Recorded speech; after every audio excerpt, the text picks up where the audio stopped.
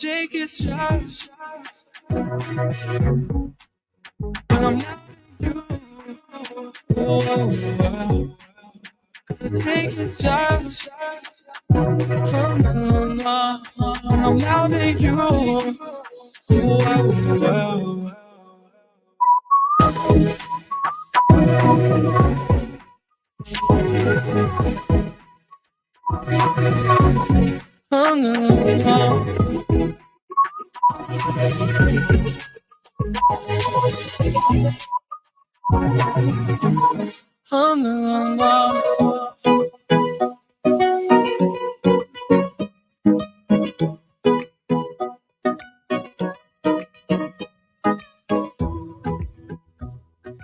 Hello, hello, hello. How are y'all doing? Oh my gosh, I got the echo again. How do I do that? I don't know. Got the echo. I hope y'all are doing well. I am happy to be here. And good afternoon, good evening, good day. How about that? Let's say good day. Good day. Yeah, I know. Me too. For somebody who has not I did a lot of work today. I really did. Did a lot of work, computer work, and I'm looking at in September-ish getting either I was thinking about getting the iPad Pro 12-inch Big Bad Mama. I have the first version of that. I love it, but I'm also looking at getting the iMac, the Air, the Pro. I've been going through all that. So anyway, y'all, I think what I'm going to do tonight is I love my hearing aids, but sometimes having them in all day makes it difficult for me. So I think what I'm going to do is I'm going to switch them out for these because these have more cushioning. My hearing aids are quite hard. See, they're hard. And so I just need a break. Give me a break. Give me a break. Break me up a piece of that kick up bar. Okay. Now I need to find myself. I need to turn my ears up. And there we go. We're all good. Yay! Y'all, how many of y'all saw the video I posted of Judge Simpson's courtroom today? Oh my gosh, y'all, that was so freaking, I know I'm messing with the camera again. That was so freaking funny. If you did not see it, y'all have got to go see it. It was funny. Oh, that's right. I need to get my Discord up. I'm starting to learn how to use Discord for my mods. Hey, mods. If you're on and you can say hello in Discord, say hello in Discord. Hello, hello, hello, hello. Okay, get this. I am adding, as I go along this journey, I add things, we change things, you do things. And this is a journey. This is a journey. This is a test of the National Broadcasting System. So anyway,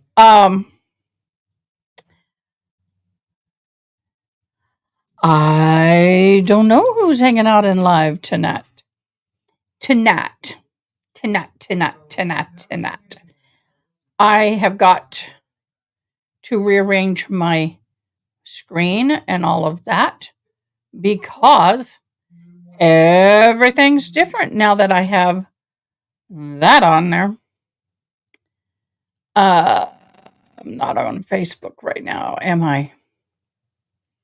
Okay, so y'all, we've got some new trial with another person. Well, the victim, his name is Karen.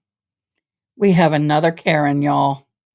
I'm like, really? How many Karens can there be? A lot of Karens. So we will be watching tonight. We're going to be starting the trial with David Swift. No relation to T Swift. I don't want to get a copyright infringement. So I'll just say it that way. And we are going to be watching that in lieu of the Karen Reed trial because, well, guess what? They are on hiatus. Hadiolehihu. They're on hiatus till Monday. Then we're Monday, Wednesday, Friday, and there we go. Okay, I think I got everything lined up. I got my chat over here on the left screen. I've got the also have the what is it called? The whatever. I'm tired. Discord over here. So sounds good, Miss CG. Okay, so how many of y'all saw the video I played with Judge Simmons Court? Oh my gosh, you got to go back and watch it. I'm not going to replay it, but oh my gosh, I am so stinking happy I played that thing. I laughed so hard. My son came in the office and said, "You're too loud." I'm all like, "Dude, I gut bellied laugh for the first time in ages." So y'all go back and watch that video. It is so funny. The guy is like, "Oh yeah, it's so funny." All right. So I don't know anything about this trial other than it's in the state of Tennessee. And that's where I was born. I was a Tennessee Mountain Hillbilly, Texas redneck. Oh my gosh, Ronnie, you sound like me. You sound like me. Ronnie, are you a night owl, beloved? Do you enjoy hearing the hoot hoot of the night owl? But now that I'm having to do the Karen Reed trial, I'm up here at 7 in the morning. Well, I did something smart. I put a Keurig right there, literally arm touch away for my coffee. I have decaf, I have regular. Speaking of coffee, y'all, speaking of coffee. Oh, that's not what I wanted. I don't want private chat.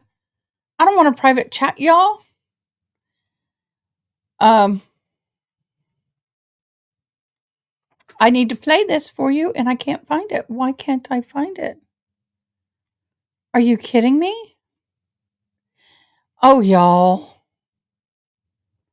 Y'all, this is just not everything's backward today. So, what did you guys do today? Did y'all have a good day? Did you work? Did you play? Work and play? I literally spent all day on the computer. What do y'all think about my thumbnail that is on the post for the YouTube? What do you think about the thumbnail? Thumbnail. Okay, this is the first time I've made a commercial. I'm going to roll it. It's only a minute long, and we'll be right back. Hey, y'all. I am so excited we have our very first sponsor, and I'm wearing this hat to honor them. Who is it? Well, it's coffee, my favorite thing. This coffee is from Hitchman Homestead Coffee. This is the Shooter Shack Coffee Pioneer Nicaraguan Roast. This coffee is so delicious, y'all. It is so smooth. It does not leave a chemical taste on the back of the tongue. It's not overly bitter. And I have to tell you, it is my favorite. And I am now getting rid of all my other coffee. I kid you not. They have a monthly subscription available. You get 4 12-ounce bag a month. either whole beaned or ground. And then you can also get a Keurig option as well. The other thing they have is wonderful gift boxes that you can send to your loved ones. So you want to support a fabulous home business and people here in the Hill Country, go to hitchmanhomestead.com and let them know I sent you, and grab yourself some of the best tasting coffee we have here in Texas Hill Country. Well, it is, and I've been drinking it all day. I have. It tastes fabulous, y'all. Um, I edit. Why does not fix it? I have a typo I just saw, so I had to change it. Okay, I got to get used to my comments being in a different place. Um, you have strep throat, mosquito. Oh, that you got kids. That's oh, that sucks. That's horrible. Feel better. Louis, I see that you were in charge of the internet today on our fabulous and infamous and famous friend, Recovery Addict. Whoop, whoop, whoop, whoop, whoop, whoop, whoop. I saw that. I don't know what all that entails, but I'm thinking about whoever's the first here is in charge of all the modding. I don't know. Um, y'all, if you're a mod, check Discourse. We're gonna in the next day or so, I'm gonna have some things. I'm actually learning how to put words in that can't be in text and will be blocked and all those kind of wonderful things. Because I had a long talk with Mr. Recovery Addict. You won the internet. What does winning the internet mean exactly?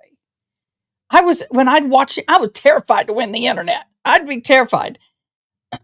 but but all mods, if you don't do me a favor, if you're not a part of the now Discord for our mods, please contact me and we'll get you in there. Maybe I ought to make it sound important.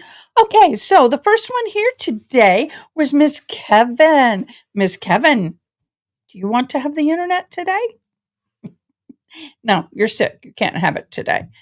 All right, this is a new case, y'all. I don't know anything about it other than it's from my home state. And it is interesting. All I know is that there was a murder committed and that at one point, it's been years trying to get this where I need it. Yeah, it's been years. And now they have, with new evidence, charged the husband in the trial. That is all I know. That's all I know. Y'all, I ate real good dinner. I hope you have yours. If not, you're having it. I literally had sourdough toast with avocado. I'll be munching on this later. And sliced chicken, fresh chicken breast with seasoning, and pickle. I think that's pretty good. Because right now, all I want is a cookie or something sweet. Mm.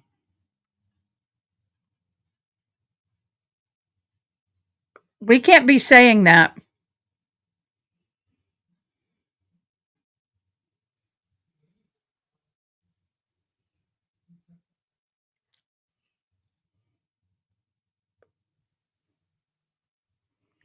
I have a snag that goes all the way to the quick in my thumb, and it's driving me crazy. Well, that may be in the trial. I don't know. We're going to start it right now. We're going to start with the opening comments. I got my notebook ready. I got my pencil ready. I know nothing. Y'all are a hot mess tonight. Y'all invite your friends. Please comment, like, and subscribe. It means absolutely the world to me. It is very, very difficult to do what I do. It's very, very tedious. I can be sitting here and you don't know that I am doing a bunch of stuff behind the scenes. And no spoilers, please. And I'm getting ready to even get a little more, get another screen. I'm bringing in another computer, my laptop. I'm just getting ready to go cray cray even more. I'm not too far behind Mr. Recovery Addict compared to most. But anyway, all right, y'all. I think we're ready to add. Uh, is it this one? Nope. This one? Nope. This one? Yep. I think this is it. Let's see. Let me see if this is it.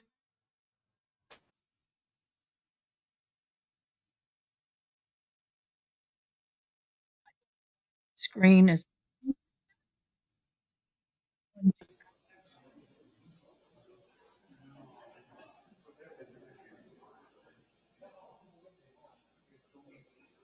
Oh, let's see if my thing works. Let's see if my thing works. Oh, it works.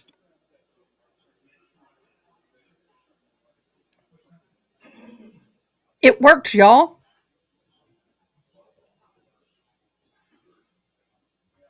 I'm ecstatic, y'all. It worked. Oh, that's so awesome.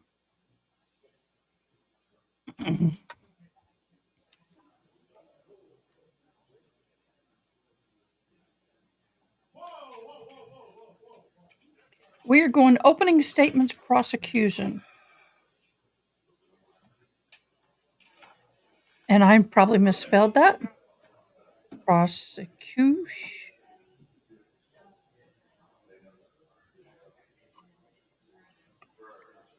How do I spell prosecution? Ah,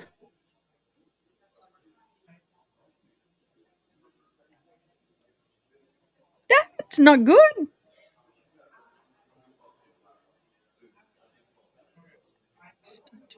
No, it's wanting me to put the word that women that people. Ooh, I don't want to say that word.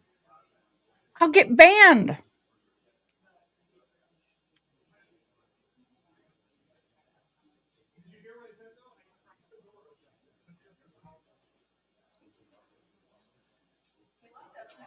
Yes, thank you. Oh, that. Ooh. It kept trying to put the word in there that you do to when you sell yourself for things that you ought not to sell yourself for. Oh, I was spelling it right, but it didn't like it. Okay, y'all, let's get ready to rumble. Oh, I'm gonna put this one down. I'm going to put that one down and bring this one here. All right, guys. So I'm going to try and skim ahead a little bit because every time I try to skim ahead a little bit, it tends to give me the wheel. And it is on them. I noticed that there were some other people stressing over it. Here we go. Come on. Mm.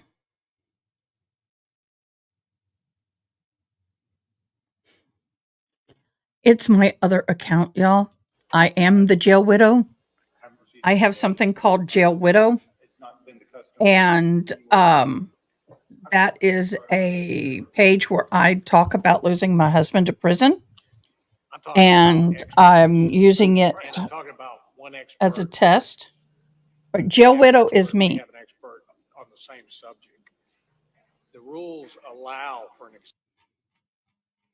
Why are you doing this? Matt? Matt?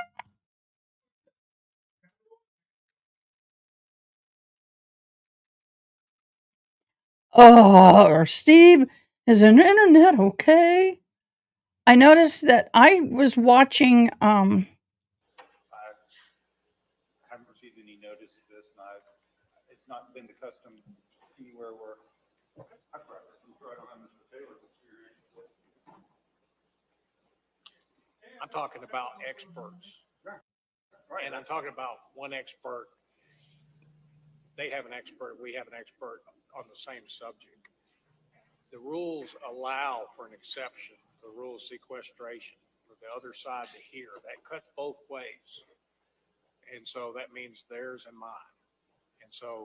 under our rules, there's experts can be allowed to hear the testimony of the like witness.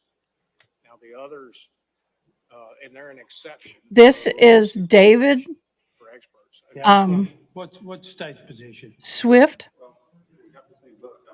And why it looks like that, I do not know. Let me get it back again. Okay, this is David Swift. He is the one on the defense. I have that it is up 100%. There are some people that have struggling with this. There's nothing I can do about it, y'all. Hear facts and expert opinions of the other side in order to Wait, I'm trying to get. to opinions that are I think that's going to be the best for us. Taylor points out the rule does cut both ways. Your experts are certainly permitted to remain in the courtroom during any defense expert testimony for rebuttal purposes if you choose to do that. So what I'm thinking, Mr. Box, unless you can find something that tells me otherwise, that is the traditional way. And it's not, I don't think it's a part of the rule of sequestration, but I think case law under the rule is pretty clear about it. So I've asked for those exceptions. So right now, that's the way. If you may find something tonight. I still don't see reference to the rules of evidence. That's why I'm asking. Okay. It is an exception. It's black letter law, case law. I mean, you get to listen to our experts. I get that. We're not required to follow notice. Yeah. Do you want me to slide past this? Can y'all, everybody else here? We got everything. What do we need to do with the television? I'm going to skip skippy-doo, skippy-doo, skippy-doo, skippy-doo. Let's see if we can get this to, I hate doing this every time, but I don't know what's going on with them. I haven't received any notice of this, and it's not been the custom.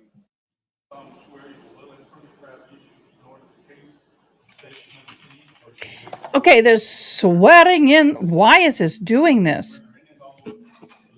Hold on. Is anybody who did not accept the oath of the juror? I do not. Back feed. This is on them, y'all. Wow. What I'm going to do is find this again.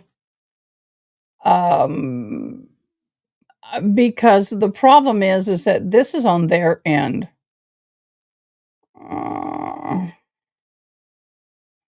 It's not what I want. Let's go back.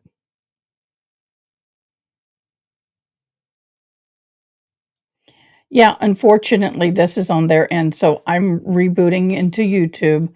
I'm going back to that channel. And I am going to try my dangest to get this to act right. It is not acting right, but nothing I can do about it at this point. David Swift murder.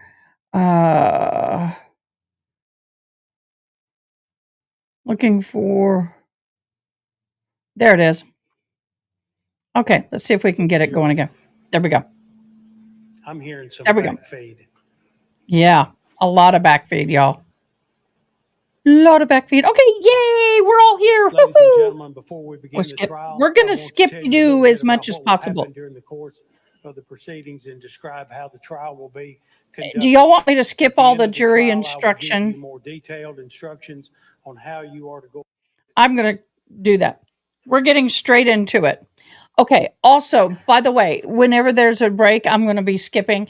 If they're talking slow enough, because I hate it when people speed it up so fast I can't hear.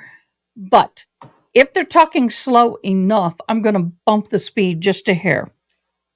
Good afternoon, ladies and gentlemen. First of all, I want to thank you for your time and attention to this matter. It's a very important issue, and we need you to pay close attention, and we appreciate the fact that you're here and willing to do that. Unlike cases that you see on TV, shows like CSI or Law and Order, this is not one of the cases where you're going to see positive DNA results. You are not going to see fingerprint analysis. You're not going to see ballistic testing. There's not going to be any of those things in this case. We will, however, give you several pieces of a puzzle. And when we get through giving you all of those, we think that we're going to have a complete picture, and you're going to see that complete picture of exactly what happened to Karen Swift. Once you put all those pieces together, we're going to ask you to find David Swift guilty of first-degree premeditated murder. I want to start by giving you some background. David and Karen Swift were initially married in September of 1989. They had 2 children, 2 sons, Preston and Dustin. In 1996, Mr. David Swift had a 3-year affair. And out of that affair, a child was born. Ms. Swift found out about the affair about the time that the child was born, and she filed for divorce. The divorce was granted on January 18th of 2000. And after being divorced for several months, Mr. David Swift and Karen Swift decided that they wanted to try to give things another chance. So 2 of them were remarried, and they were remarried in that same year that they divorced, and they were remarried in September of 2000. After being remarried, 2 more children were born. They had 2 daughters, Ashley and Keely. After being married several years that second time, Miss Karen Swift had an affair. And she had an affair with a gentleman in Arkansas. And upon discovering that, Mr. Swift decided that they needed to move. And that's your first indication, and you're going to find out throughout the trial that Mr. David Swift wanted to control every aspect of Karen Swift's life. Once he found out about that affair, he abruptly made the decision to move his family from Arkansas to Dyersburg, Tennessee. And that's regardless of the fact that his job was actually in Arkansas. But he moved his family to Dyersburg, Tennessee. And they moved so quickly that Miss Swift never actually got a chance to look over the house very well, see what the house looked like much. And they left so fast that they left their oldest child, Preston, in Arkansas to finish school. After being in Dyersburg for some time, Karen Swift began to make friends. This is something that the defendant did not like. He wanted to keep his thumb on her at all times. You're going to hear that many of the friends throughout this trial are going to testify, and they're going to tell you that Karen Swift was very unhappy in her marriage, and she wanted a divorce from the defendant for a long period of time. Miss Swift started to hang out with some friends. She had a neighbor who lived across the street. Her name was Jenny Guerin, and you're going to hear from her. And she also met a person who became a very good friend to her, and this was through a dance school. This person has a dance academy where they teach children to dance and do performances and competitions and those kind of things. Her name's Kathy Bona, and you're going to hear Kathy Bona and Bill Bona's name a lot throughout this trial. Karen spent a lot of time at their house. She spent time at Jenny Guerin's house. She spent a lot of time at Kathy and Bill Bona's house. You're going to hear testimony that the defendant did not like that at all. And the minute Miss Swift would leave the house, he would start calling, he would start texting, and it was constant. It was every few minutes he would call and text. And then it got to the point that wasn't good enough anymore. So then he started having stalking behavior. And he was seen just popping up at all times where Miss Swift was. He had to keep his thumb on her and know exactly what she was doing. You're going to hear from Janie Helm. Janie Helm is a neighbor to Kathy and Bill Bona, or she was at the time of this incident. She's going to testify, and she's going to tell you that she came outside one day and she was startled by the defendant who was in her yard. And he told her, "Shh, be quiet. I'm trying to listen and look through your fence and see what's going on next door." So he was trying to spy on Karen. He was trying to listen in through the fence. And Ms. Helm told him, "You can't do that. You need to leave my yard and don't you come back." You're going to hear from numerous friends. They're going to tell you about times that the defendant was stalking Karen, about the fact that he was not welcome to be at their homes.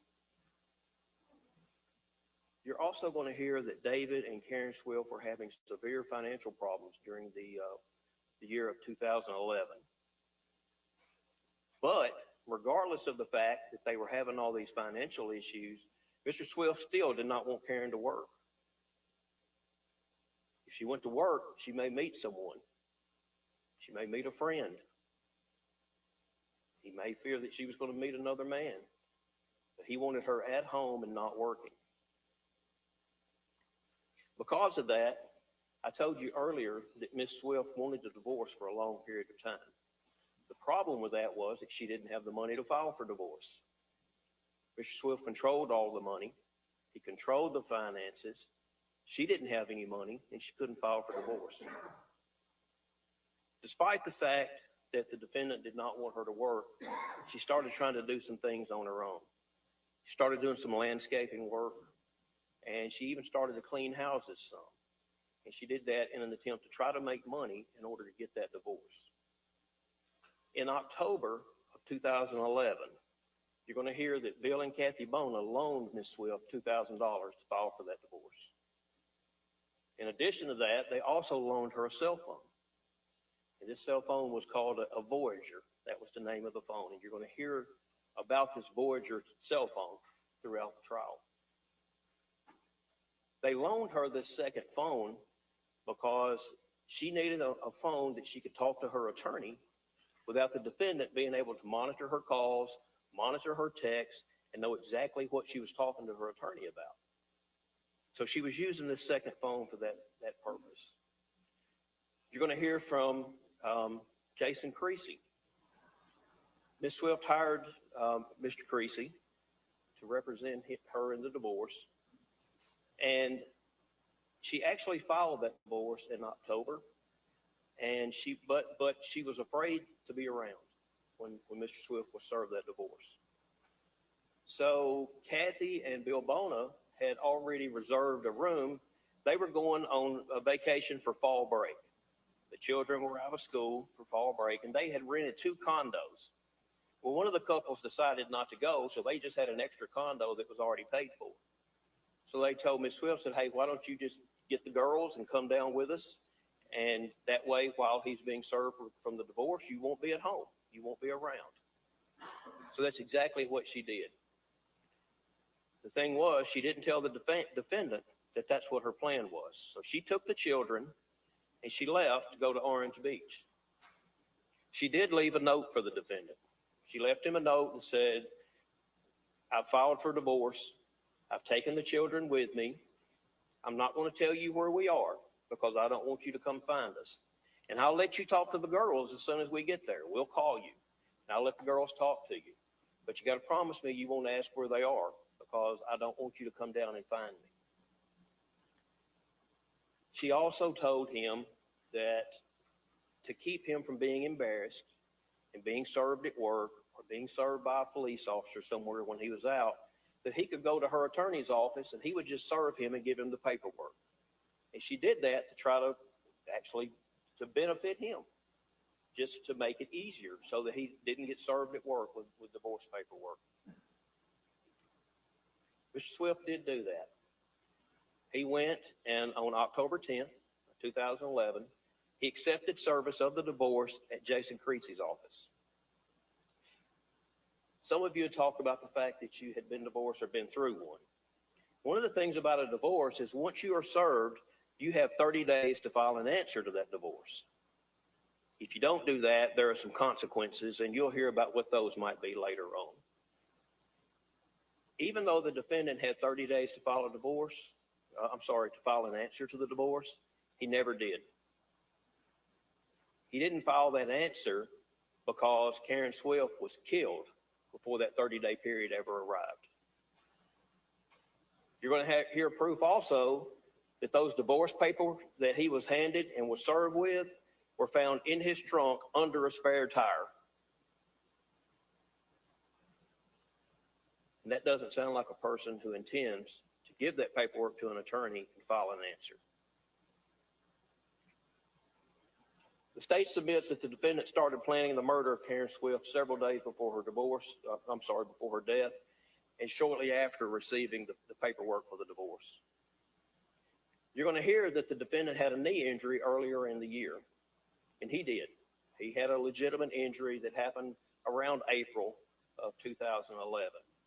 But he had surgery for that. He went through rehab, and his knee had gotten stronger. And it was healed to a certain degree, and you're going to hear about that injury as well. But what you're also going to hear is that his knee was strong enough to lift and move hay bales the day before she was murdered. What you're also going to hear is the next day, after lifting those hay bales, and Miss Swift was missing, that he was on crutches all of a sudden. He's going to tell you that he had injured his knee at work on October 25th, just a few days before her disappearance and murder. This was Mr. Swift's first attempt to plan and to attempt to cover up the murder that he was planning. You're going to hear from witnesses that are going to tell you that the defendant's knee appeared to be fine the day before Karen's murder, but on the day that she was murdered, he was using crutches. Witnesses are also going to tell you about numerous lies the defendant told after Karen was thought to be a missing person. Because what you're going to find out from the proof is that Ms. Swift went missing on October 30th, but her body was not found for 40 days. So during this period of time, the defendant started to demean Ms. Swift. Now, typically, if your wife was missing and you still loved that person and you didn't want a divorce, you would think that you would be talking about how much you missed her and how much you loved her and what a good person she was. But the proof's going to show that Mr. Swift did the opposite of that. Anyone that he could talk to and talk about what a bad person she was and to demean her character, he did that. He tried to portray her as this wild party girl who was just seeing multiple men everywhere. Now, on October 29th, 2011, that's the day before Karen Swift was missing and murdered. Karen planned to attend a Halloween party. The Farms in Dyersburg is a country club, and a bunch of people had gotten together and they were hosting this party, and it was going to be a costume party. And there were lots of people in Dyersburg and Dyer County that were going to attend this costume party. Well, Karen decided she wanted to go to that party, so she did go. She went along with Kathy and Bill Bona. Now, the defendant was still trying to prevent a divorce on that date. And he actually asked Ms. Swift if she would not go to the party, but instead go to dinner with him. And let's talk about things and let's see if we can work things out. She refused to do that. And she basically said, look, David, it's over. You need to accept it. It's over. I'm not going to dinner with you. I'm going to this party. You're going to hear from Janie Helm, once again, the same person who he was in her yard looking through a fence. You're going to hear that night that the defendant showed up at the Dyersburg Mall. And she was there working in a store that her sister owned and was helping her sister. She's going to tell you that the defendant came in and talked to her and that he told her that night that he did ask Karen to go out with him to dinner. And he told her that she refused to go. And Ms. Helm is going to testify that the defendant appeared to be furious. And he was really, really angry that he had been shunned by Ms. Swift and that she would choose a party over him. Now, their daughter, Ashley, who was the older daughter, she was spending the night with a friend that night. And the younger daughter, Keely, was staying at home with Mr. Swift. You're going to hear from witnesses that while at the party, Karen did not dance with anyone other than just the friends that she had in her group.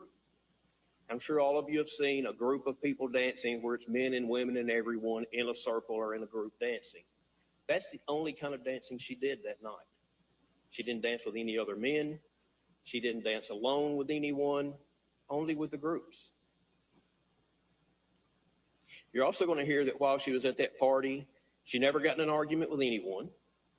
That it was a good, calm night. Nothing was going on. And she stayed with her friends throughout the night. They all pretty much just stayed together, sat at the same table, just enjoyed being with one another. They left the party, and when I say they, I mean Karen Swift, Kathy, and Bill Bona. They left the party a little after midnight. They decided that they would go by McDonald's in Dyersburg and get some French fries.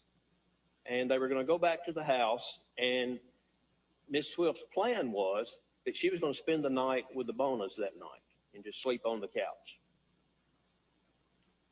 They got home from McDonald's. They sat in the house in the living room for a little while. They were eating their fries. They were just talking about the night, talking about things that had happened. And Miss Karen Swift received a phone call from Ashley. That's the oldest daughter. And if you'll remember, she was spending the night with a friend. This was a little after 1 a.m. And Ashley told Miss Karen Swift that she wasn't feeling well. There had been some issues with the other girls there, and she wanted to come home. And you're going to hear a lot of proof about what a great mother Karen Swift was. So she immediately dropped everything she was doing, changed her plans, and went to pick up her daughter to bring her home. While she was doing that, Miss Karen Swift called the defendant. And she told him, said, "Hey, Ashley's not feeling well. I'm on my way to pick her up, and we're going to be on the way home as soon as we do that." Mr. Swift told Karen Swift that Keely, the youngest child, was in bed with him, and you'll find out that they slept in separate beds. Mr. Swift slept upstairs, and Miss Swift slept downstairs. And that's something that had gone on for a good while. So the defendant told Miss Karen Swift, Keely's with me. She's in bed upstairs. And what I need you to do is to use the side door to the garage. So he told her specifically which door he wanted her to come in. This was a little bit unusual that he would ask her to come in that side door because he always kept the garage door open. So that was strange, and that's a part of the planning. It's a part of the premeditation. It's part of what Mr. Swift was planning to do later that night. Now, in 2011, you need to remember back, this was 13 years ago. Technology was not as good 13 years ago as it is today. Now, we did have cell phones, and I know all of us remember when we didn't have cell phones, but we did. But the service was not quite as good in some areas. And Mr. and Ms. Swift lived in a rural area, so the service was not quite as good out there. But Mr. Swift was required to be on call with his job. So his job furnished him a network extender. And what a network extender would do is it will boost your signal. And it's kind of like now where you go home and you hook to Wi-Fi. As soon as you go in, you get better service because you're actually going through the internet. Well, that's the way this thing worked. It was a network extender, and when you connected to it, it boosted your signal so that you could get good service. The way that this network extender worked is when you got home, when you would come into the house, and this thing would only connect for about 50 feet. So when you came into the house, your phone automatically connected to this network extender. When you left home, it automatically disconnected from the network extender. You're going to hear proof from experts that that network extender was tested. And we know that Karen and Ashley Swift arrived home at 2:08 a.m. Now, the times are going to be very critical in this case. We're going to ask you to pay close attention to the time and pay close attention to the timelines. She arrived at home at 2:08 a.m., and we know this because her phone connected to the network extender. This is where the defendant's story starts to change. He told multiple stories about what happened when Karen Swift arrived at home. He told some people that he never saw Karen, but he talked to her from the top of the stairs. So he said he was standing at the top of the staircase. She was down at the bottom, but she was in an area where he couldn't see her, but he talked to her and made sure they were home. That's his first story. His next story is He was at the top of the staircase that he actually did see Karen Swift. He talked to her, but he didn't know what she was wearing. His third story was that he was at the top of the staircase. Miss Swift came in. He saw her. He talked to her, and he knew what she was wearing, and he could describe in detail what she was wearing. And then his fourth story that you're going to hear from Jimmy Hancock is that he saw her when she came in. He saw what she was wearing. She went to bed and then later decided to leave. And he saw her when she was leaving and asked her where she was going, and she wouldn't tell him. 4 stories about what happened when she arrived home. He also told officers that as soon as Karen and Ashley got home, he went back to bed. He said he slept all night, and he didn't get up till the next morning around 10 a.m. when the girls came in to say, hey, Dad, Mom's not here. Mom's missing. We don't know where she is. That was the story that he told. We're going to show you proof that that's not true either. We're going to put on proof that not only was he not asleep, he was up most of the night on his computer, on his phone, surfing internet sites, and he also was deleting pictures off of the computer and off of cameras of Miss Swift. Why would you delete photos of your wife that you care about that you don't want to divorce? But we will prove that he was up deleting those photos. When Karen Swift arrived home that night, she dressed for bed. We're going to submit proof that she took something similar to a Tylenol PM, and she went to sleep.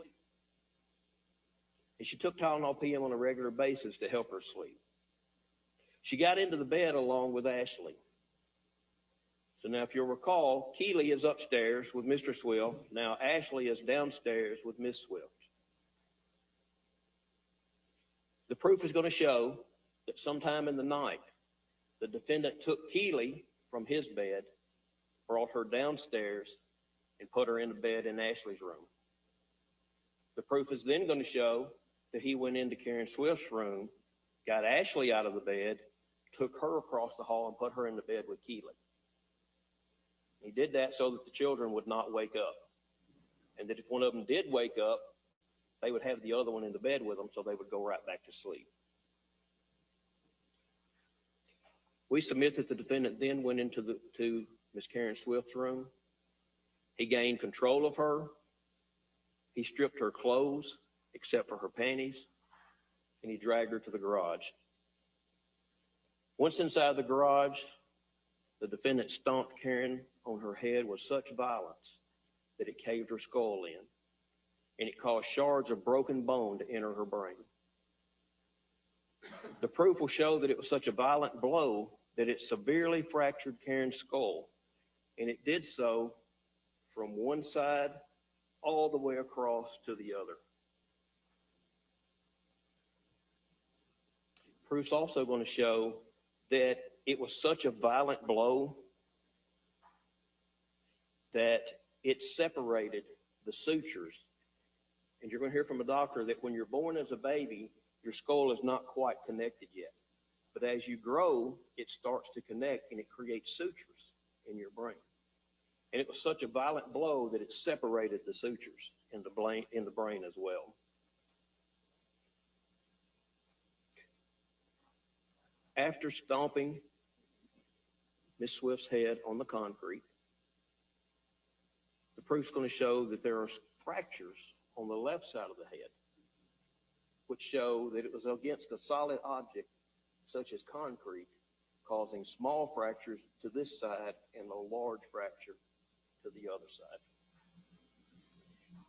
He then loaded Miss Karen Swift's body into a car. He went into his backyard and got bleach, and he used that to clean up what blood there was in the garage. He then drove up Harness Road and he dumped her body near Bledsoe Cemetery and a large cross that overlooks the river and the Pagoda community. And this is a large cross that can be seen for a mile or more away, and it's a very popular and well-known in the community.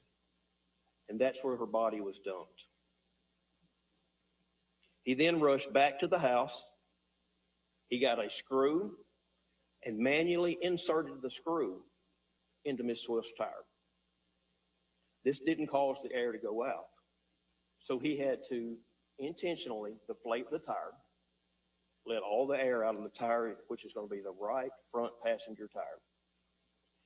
Once he did that, he put Karen Swift's purse and cell phone in the car. And we know this because her phone disconnects from the network extender at 4:38 a.m. She got home at 2:08 a.m.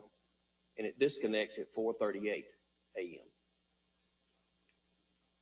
The defendant then drives Miss Swift's car 1/4 of a mile, and it's at the intersection of Harness Road and Millsville Highway. He leaves the car there, and he does so to make it look like Miss Swift drove down the road, got a flat, and someone abducted her. You're going to hear from Mary McQuarters.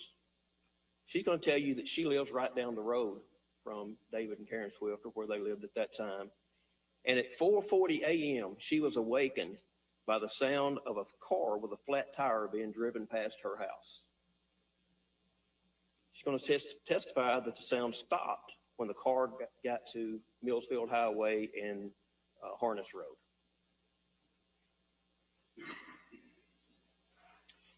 As the defendant was walking back towards his house, if you'll remember, it was only 1/4 of a mile. So as he's walking back towards his house, he realized that he needed to get rid of Karen's phone. So the proof is going to show that her phone was receiving data all this time, but at 5:09, it suddenly stopped. Now, this phone was later found and it was crushed. We submit at 5:09, the defendant realized he had to do something with that phone, and he crushed it on the road the same way that he crushed her skull.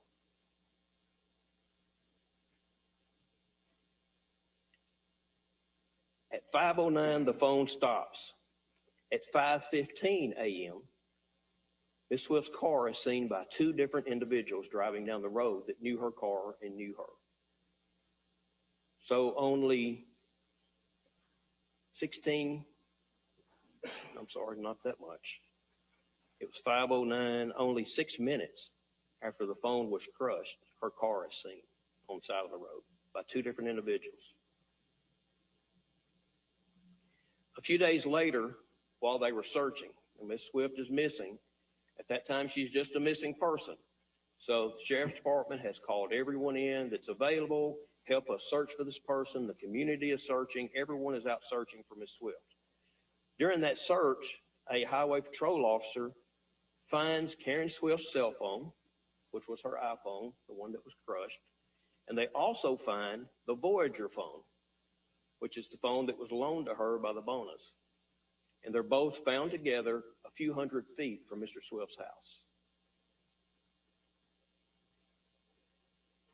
The defendant told investigators on several different occasions that he just found out that Miss Swift had a second phone.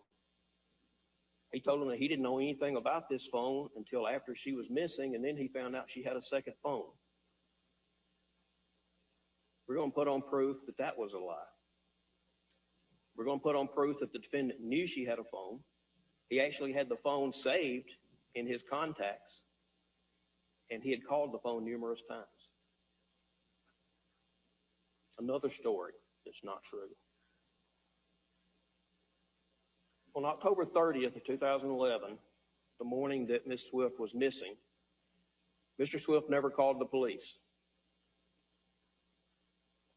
He called his neighbor, Jenny Lamb, and this was sometime after lunch, around 1 o'clock or so. He called Jenny Lamb and asked her would she watch the girls for a little while, that Karen wasn't home, he was going to go look for her.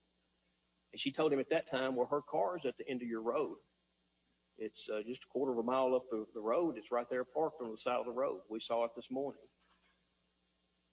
He then received a call from Kathy Bona just shortly after that. And she told Mr. Swift that she was concerned because she had not been able to get in contact with Karen, and that she always answered the phone, and she always texted her right back, and she couldn't get in touch with her, and she felt like something was wrong. At that time, Mr. Swift told them, well, I just found out that Karen's car is at the end of the road here on at Billsfield Highway. The Bonas called the sheriff's department. They called before Mr. Swift did. They were first ones to call and say, hey, we've got a problem. We think Karen Swift is missing. Something's happened. They went straight to where her car was at that point. And when they get there, they're the first ones to arrive. Mr. Swift is not there at that time. Mr. Bona leaves to go try to look for Miss Swift. While Miss Bona was there and she's waiting on the sheriff's department, the defendant showed up. And the first officer to arrive was Deputy Brandon Alexander. He's going to testify that he searched the car. He didn't find anything suspicious at the time that he searched it. He then called his sergeant over the shift, who is Heath Walker. Sergeant Walker is going to testify also that when he came up, he looked at everything, but something just wasn't right. And he just felt like something wasn't right with this case. So he immediately called Chief Investigator Terry McCright, who just happened to be out of town with his pastor was in the hospital, and he was visiting with his pastor. Mr. McCright told him to impound the car, and he began an investigation immediately. Mr. Swift was initially interviewed by investigators Rick Gregory and Calvin Johnson. Now, Chief McCright listened to those interviews, and he just felt like something wasn't right with that interview. So he called and asked Mr. Swift if he would come back the next day for a second interview. And that was conducted by Chief McCright and TBI agent Nathan Bishop. There were several discrepancies between his story that he told the day before and the story he told the next day. After Karen had been missing for a few weeks, a search was conducted by the Tennessee Bureau of Investigation, and they did a search of the home of Mr. and Ms. Swift. While they were doing that search, they seized several electronic devices. It included cell phones, it included computers, numerous computers, cameras, and they took that took those devices back to the laboratory, and they downloaded all that information. And you're going to hear from those agents that did that, and they're going to explain to you exactly what was on those devices.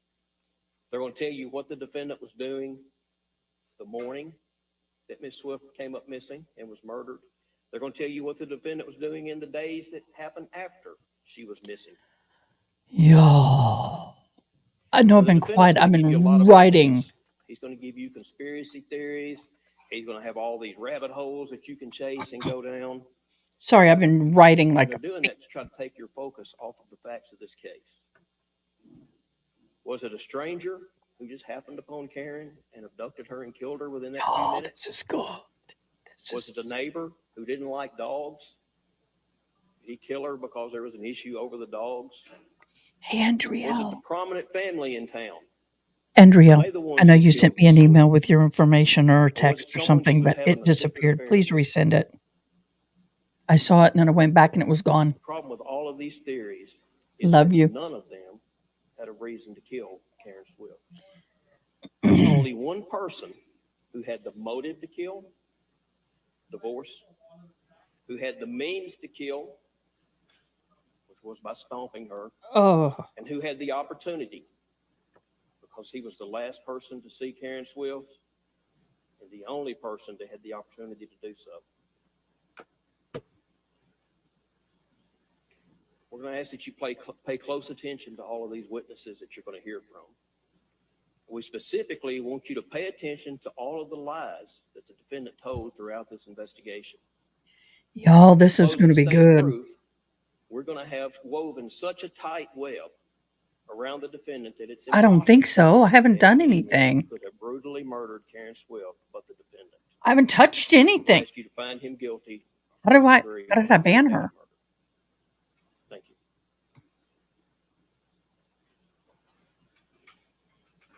No, Mr. she's Taylor? not banned. I don't see her banned. You are the members of the jury. You heard me talking earlier about. I don't know how it would have happened. I haven't. I mean, I literally hadn't touched the mouse. By either congratulating you or Andriel, telling you I'm please sorry send me a about the message jury. back. You're chosen. I don't know what format it How was. important it is that we pay attention and listen through all the details. Mod chat where? State just gave their take on this situation. Let me In just Discord? talk to you about some issues and things that I want you to listen to as we go through the proof. And this is going to be a long trial because there's a lot of potential witnesses. Did she go by a different name? Please listen to both sides. David and Karen Swift got married, as prosecutor said, back in 1989. They've been together. David Swift had worked at manufacturing management for a period of time. Karen had worked a variety of jobs, part-time and stuff during that time. They had the two boys, and they did get divorced, and they reconciled. They were married in 89, and they got remarried on the same date in 2000. And then after they got remarried in 2000, and there were issues that they both had affairs. They tried to make the marriage work. They had two girls after that. And David Swift continued to work and be the major breadwinner for the family. Karen Swift and David were raising their family. And as we move on till 2007, David Swift and Karen moved to Dyersburg because they started working at Tenaris in maintenance management. There were issues with the schools around there. Where he was working wasn't far. People commute. The schools were better in this area. It was a fresh start. And I guess it would be if you're having problems and you're looking to make something work. And so they moved to Dyersburg. David continued to work at Tenaris full time. Karen was into fitness. She was very fit, very strong. It meant a lot to her. And she would get up early in the morning, sometimes and leave, go to YMCA and go to classes. And it was just, she'd get up early and leave and go. As we move on until closer to 2011, Karen had friends, and they both lived in Dyersburg. They were both busy working. He was busy, David was, and with activities as kids, and she was. She worked part-time occasionally, did some landscape work eventually. And Karen had friends, and as happens in couples sometimes, one changes. And I submit to you that Karen had some friends she used to do activities with that lived around her, and they would do family type activities. And it kind of started changing with Karen. And it became more of a wanting to drink and to go to clubs or different things like that, especially when she met the bonus. And it became a more frequent thing as we're moving closer to 2011. And it became an issue because something's changing. And in fact, some of her friends her lady friends that she met and made started sort of backing away from her because as she became more active with the bonus, there were issues about conduct and things that were going on, adult parties, things about hot tub parties and with the bonus and her and just some things that maybe some others considered not appropriate. David Swift started hearing about this, noticing that she's gone. They have the girls. They're small. And it becomes more of a frequent thing. She just would go somewhere and then be gone. And there are family responsibilities and things going on. And eventually she's pretty active with the bonus. And there was some things that happened over there that David personally saw when he went over and heard about that caused him concern. And it was just some inappropriate conduct. And I think the proof's going to Okay, show my that son helped me send it. this went on. Go look for it, Miss Andriel. He's still working. He's still doing his part. He's trying to make it work. He's starting, like we talked about earlier, if somebody, you think that something's changing, or if they're not being truthful to you, or they're lying, or they're sneaking out, he checked up on her. He was trying to find out if there was something going on, and trying to find out if what was really going on, if we could trust her or not. As we move on to 2011, David did injure his knee in April of 2011. And the prosecutor referred to it. It was a serious knee injury in April of 2011. I think this defense has got a huge hill to climb.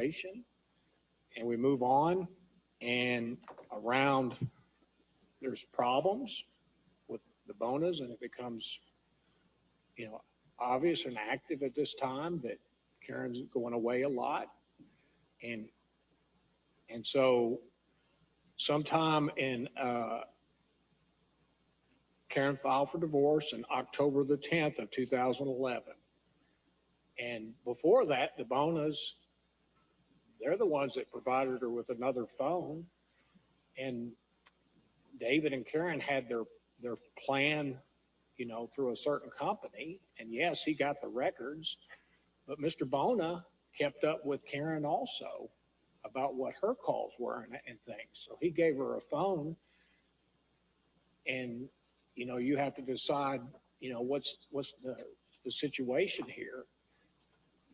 She's a married woman, and he's given her a phone, and he's also providing her a way to. Oh, no, you don't. And she's over at their house. Is he accusing him of an affair? They take her to a concert in which she meets up with a guy, and they're sort of encouraging this behavior before she files for divorce. Please. And during this time, Karen did file for divorce. It was contested.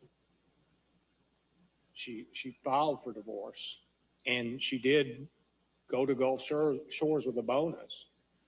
And, she didn't tell David till afterwards, until he found the note. And she took the two girls. The boys one's in college and the other one's getting ready to start college.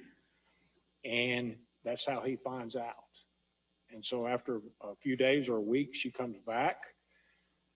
She didn't ask for an order of protection. She didn't try to get her lawyer to put him out of their house. She goes back and lives in the house where David and the girls are, and his son is. And the other one, the oldest one, I think, is off to college. He's coming back occasionally. So her actions doesn't indicate she was fearful of David. And they're both in the house, and they're both carrying on with their lives. And they see each other. Doesn't mean she's not fearful. He's trying to figure out what's going to happen. There are different kinds of fear. Go on. Is this another situation where we're going to have a problem and then try to work it out? And so that's going on. Around October the 25th of 2011, David re-injured his knee. It had originally been seriously injured in April. We know that because the person that saw it, and this is before she goes missing October 30th. I guess the state is trying to tell you that that's some plan to commit murder, but it's an accident. It's an injury. He had the injury, but he re-injured himself, and it had an effect on his knee. And he he had like a stabilizer on his knee, a mobilizer thing they could strap on. Y'all, I his have knee. bad knee injuries, He would and wear yes, that, you and can also had crutches. wake up one morning and have to use Couldn't- the I submit braces, medical but folks going to show that it was hard for him to put weight on it, and that it made it stiff, hard but to not lift impossible. up, and to walk a great distance, especially trying to carry something a great distance. Karen at this point will contend was 125 pounds, and people saw him with the crutches and the mobilizer. Now, there's a difference between a hay bale and a lady's body, the weight. Oh, And so I'm sorry. Excuse the pun. there's Dead proof weight that is David worse than the hay bale. was seen with crutches by different people and at Walmart and at the roller skating rink by some of these witnesses that they You guys, I've to get baled to the hay. door. And you're just going to I've lifted a person who weighed about that and much decide weight what you believe. that was unconscious. Uh, Let me tell Karen you, goes missing Sunday easier to morning. pick up a bale of hay than it is a On body Friday that's and what's called Saturday, dead she was weight. cleaning a house in Trimble, Tennessee. She was making some extra money for Habitat. She was cleaning the house. Oh, that's a But good there was- excuse. And she would drive up there and go.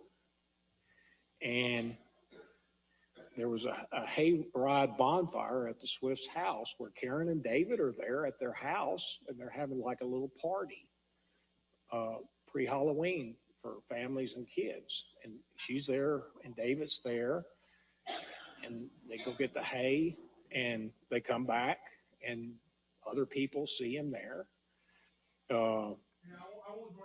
She's not afraid of him. She's around him. And then Saturday, I submit there, Karen went and cleaned the house in Trimble. And David went over, saw her, took his daughter with him, brought her lunch. He's still talking to her and trying to help her out and continue on. And a witness saw him. And it just doesn't add up that it's somebody trying to hurt somebody, but it's somebody trying to support somebody. And it may not be, they may be having problems, but can we make it work, or can we be adults about this?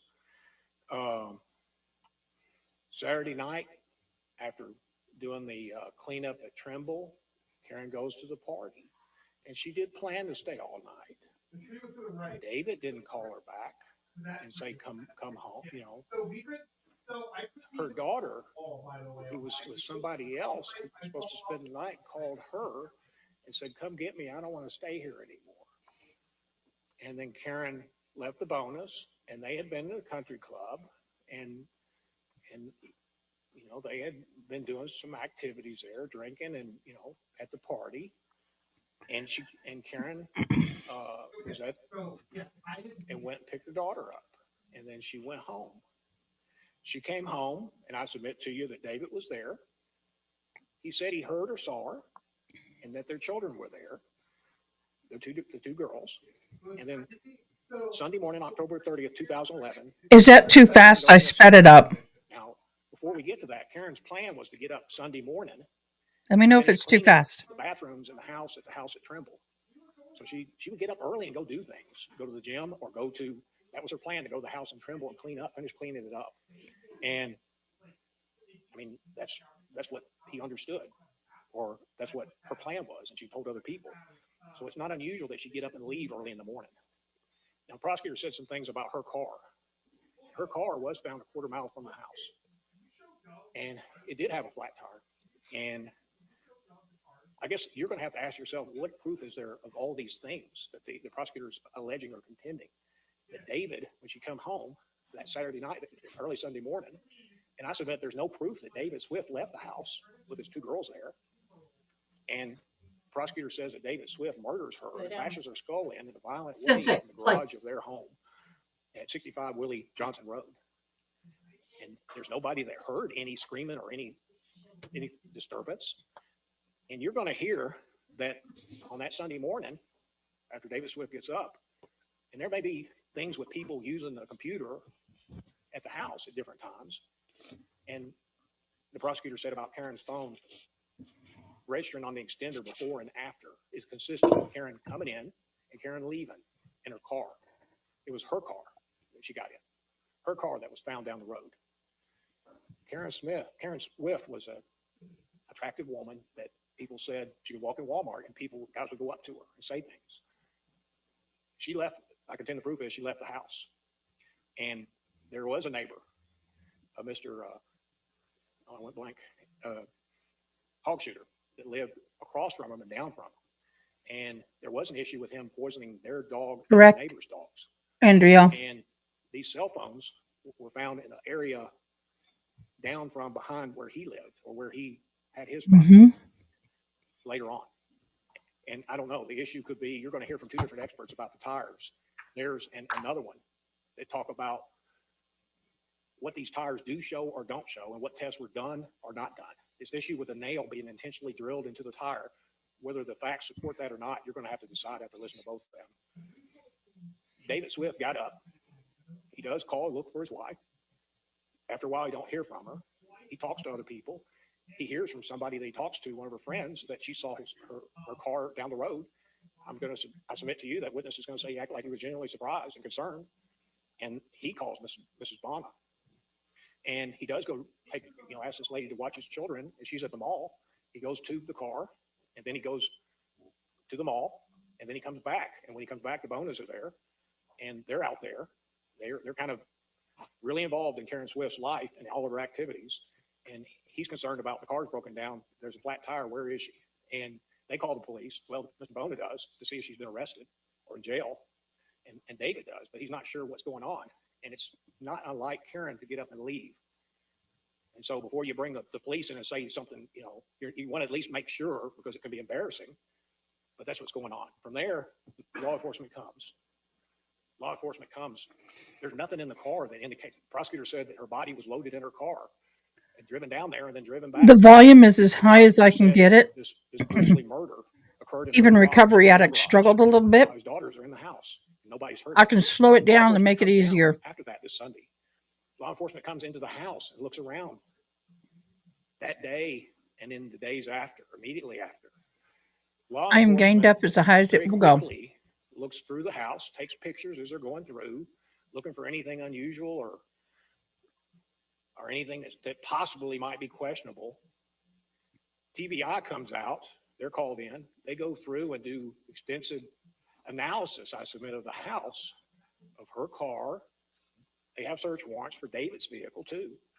And they examine all these things. I mean, they go into the crawl space. They look at every bottle or container. They take samples from the garage. They take swabs from the garage to send off. And they send them off for analysis. The prosecutor says there's no scientific proof and don't concern yourself with it. But extensive things were done to all the things I'm telling you about. The house, all the rooms were looked at. The garage where he says this grisly thing happened, and her car, and also all the vehicles in the area around his house. They do walk down the road. They do continue searching and do all kinds of things. You're going to say there's proof that the cell phones were found behind where Mr. Hogshooter lived. There were issues with the neighbor they had a problem with. But if her car is on the side of the road down from where you live and it has a flat tire, issues about, did she get out? What did she do? Who came up? I don't know, but there's no proof David Swift left the house during this time frame until he came out with his daughter and sees her vehicle after hearing about it, coming out looking for her after she's already gone, after he hears her car's out, with a flat tire, and he starts looking for her. There's no proof in the house or the garage or any of these physical things, and they did a lot of tests. They did do a lot of tests. They did blood tests. They did DNA tests. They did do ballistics tests. I don't know why, but they did. They took his weapons and did ballistic tests. I mean, they did a lot of things over a period of time. Her body was found December the 10th of 2011 down at Bledsoe Cemetery. Some of the witnesses involved saw before that, driving down by the cemetery, people out there looking through the cemetery. It's an area out near the cemetery, real close. But I don't know. But her body is formally found December the 10th, 2011, down the road. It's about 2.9 miles away from the house. And yes, she had damage to her skull.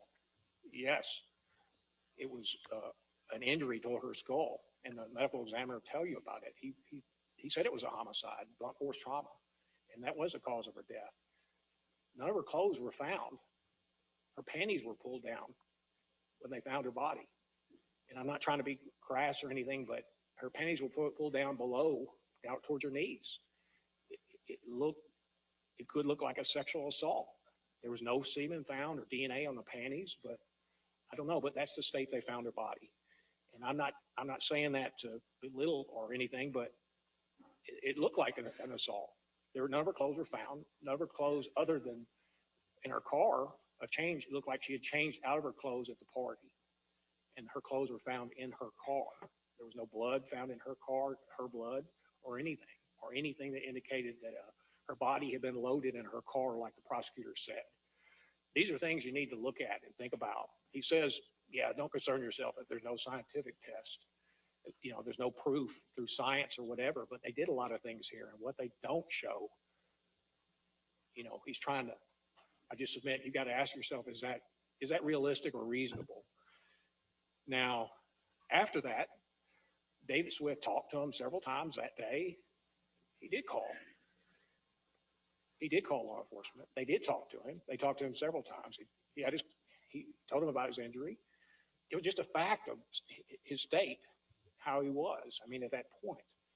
But the prosecutor's making it seem like David Swift murdered her in their own home, in their garage, and there's no scientific evidence to back any of that up or proof of that.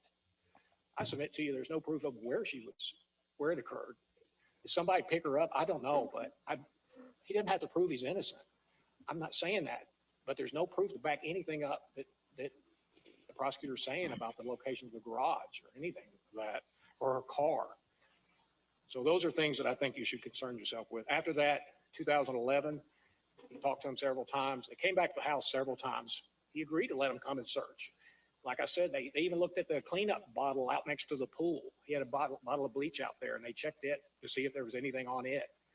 So they measured everything under the house. They looked at everything. In some ways, I've not seen as much documentation as I've seen in this case about those things, in some of the cases I've seen.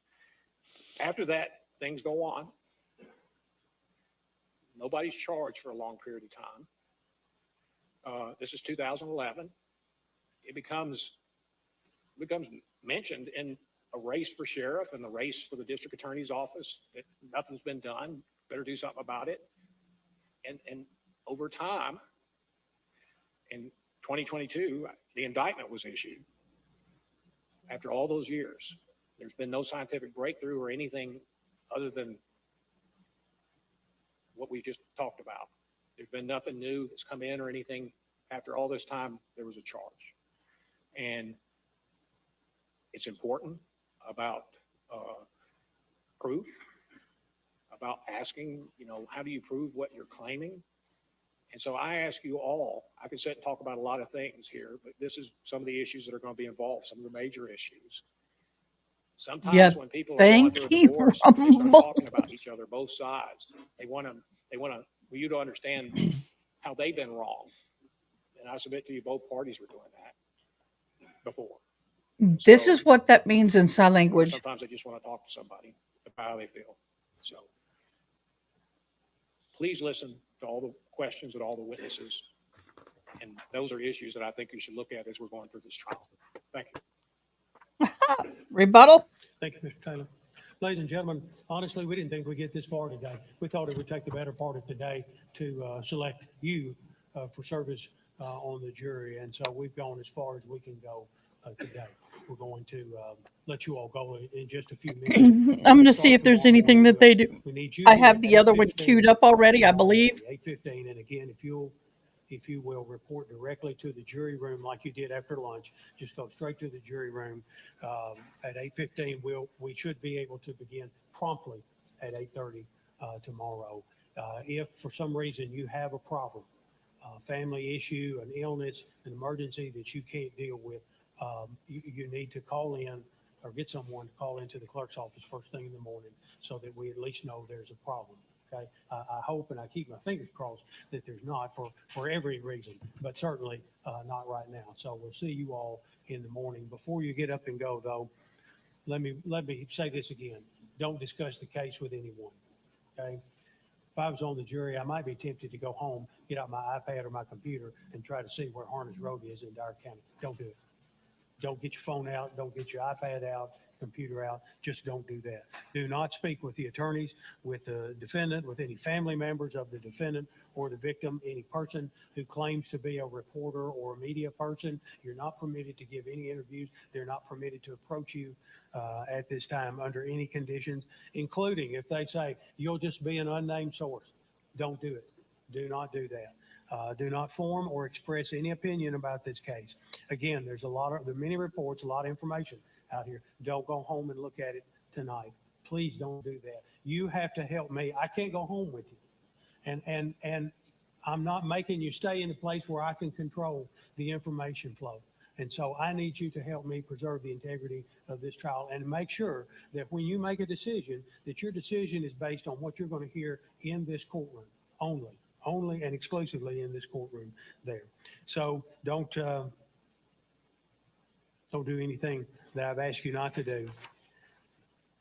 Tomorrow morning, I'll ask you again if you've done anything like that, or if anyone has approached you. And you need to honestly assess what's going on in the intervening time. Any of you have any questions about any of that in the period? I thank you very much for your attention this afternoon. Anything before we dismiss the jury for the day? Okay. All right. Very good. We'll stand for you and let you all be dismissed. All right.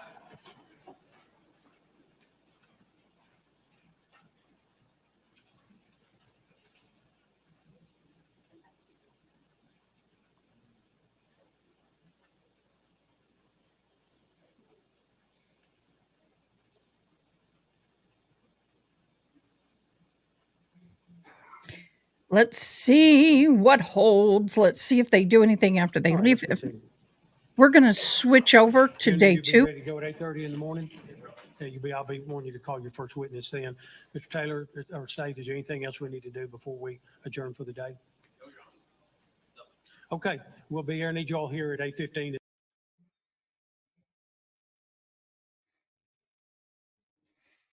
All righty. All rise. Okay, let's share this screen. What do y'all think so far?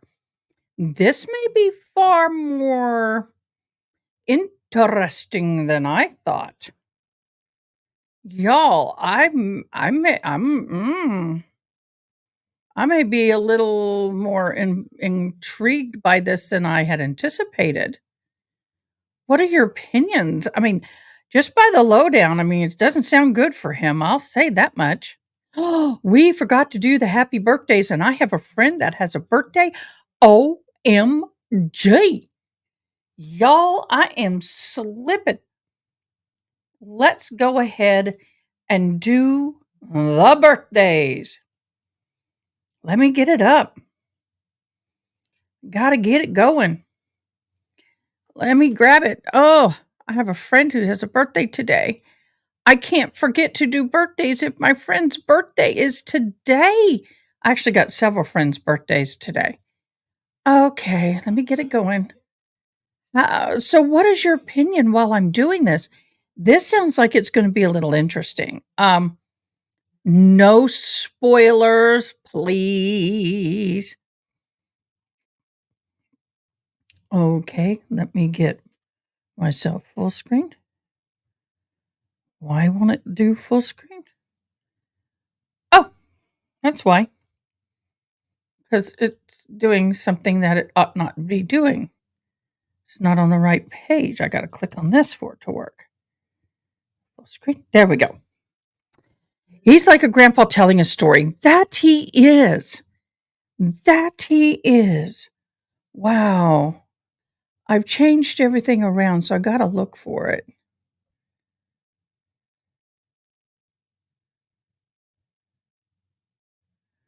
Where is it?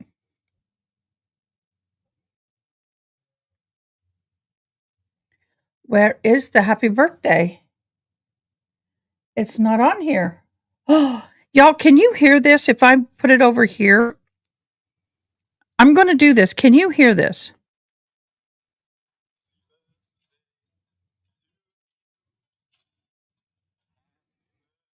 Could y'all hear the birthday song playing? Where did my birthday music go? Oh, there it is. Okay, here we go, y'all. Happy birthday to you. Happy birthday to you. Happy birthday, happy birthday, happy birthday to you. All right, happy birthday, y'all. Happy birthday, Jeanne. Angie, happy birthday. Connie, oh my gosh, the big 65, happy birthday. Debbie Wilson, you rock it. Larry from American Red Cross, you're my bro. I miss you. Oh my gosh, happy 75th birthday. This guy is blind and has been a Red Cross advocate and working there for probably 50 years. Taylor, Marcia, Emma, and Nicole, happy birthday, but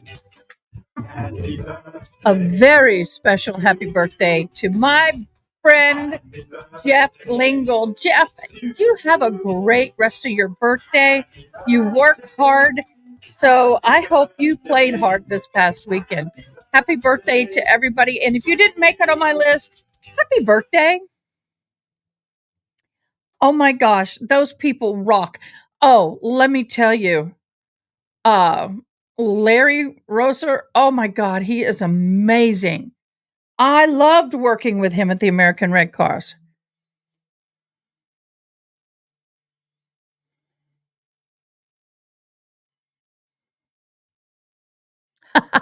Yeah, exactly.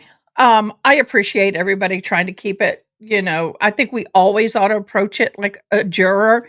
Um, the only reason with the Karen Reed case, I I did what investigating I did or asked for information is because y'all, I mean, how can you keep up with this without it? I mean, even it's bad enough that there's 2, 4, 6, 8, 10, 12, 14, 16, 18, 20, 20 on this chart alone, not including all the other 88 witnesses for one side and 84 for the other side. I don't know, I'm throwing out numbers, but they're in the 80s on each side. How can you keep it all straight? And what's worse is there's Brian Higgins, Brian Allen. Let's see, Brian Albert Jr., Brian Higgins. Then you got Matt McCabe. You got Chris Albert. I mean, it's just a lot of Alberts and McCabe's and I mean, you just can't keep it all straight. Cannot keep it all straight. Okay, let's dive into the next one. Haven't heard of the one Steve limit. Okay, here we go. Now, guys, I have this game deck aside. Microphone Your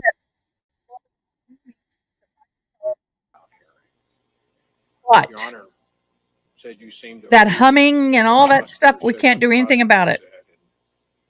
It's all on their end. Even our guru of technology struggled with this. Brought back up, and Your Honor, after opening statements, and Your Honor said the statements of counsel are not evidence from yesterday. The things he said, if he can't match it up, because I objected to some of those after I mentioned my motion in limine afterwards again. That I think they'll deal with that feedback, but I can't do anything to it. Not evidence. I did not specifically refer to any of those statements. I just listed what I thought the evidence would prove. They're the arguments of counsel. And I have not opened any door, obviously. Opening the doors with a witness, asking. What did we miss? There's something missing here. And Let me what I was trying to scooch do back and see.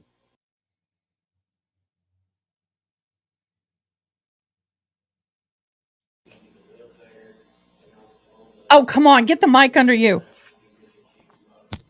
Sorry, that was me. We don't have captioning.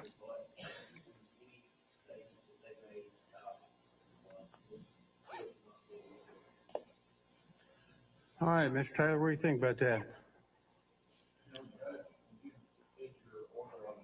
Lemony, you went through each of these statements. You analyzed. Okay, let's go back. I put something special on my computer. Let me see if I can grab him, okay? I put something special on my computer. And let's see if it can caption it, all right?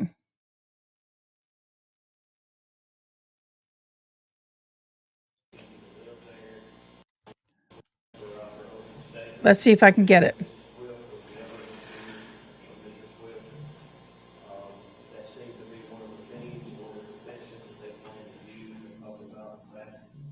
It's too soft.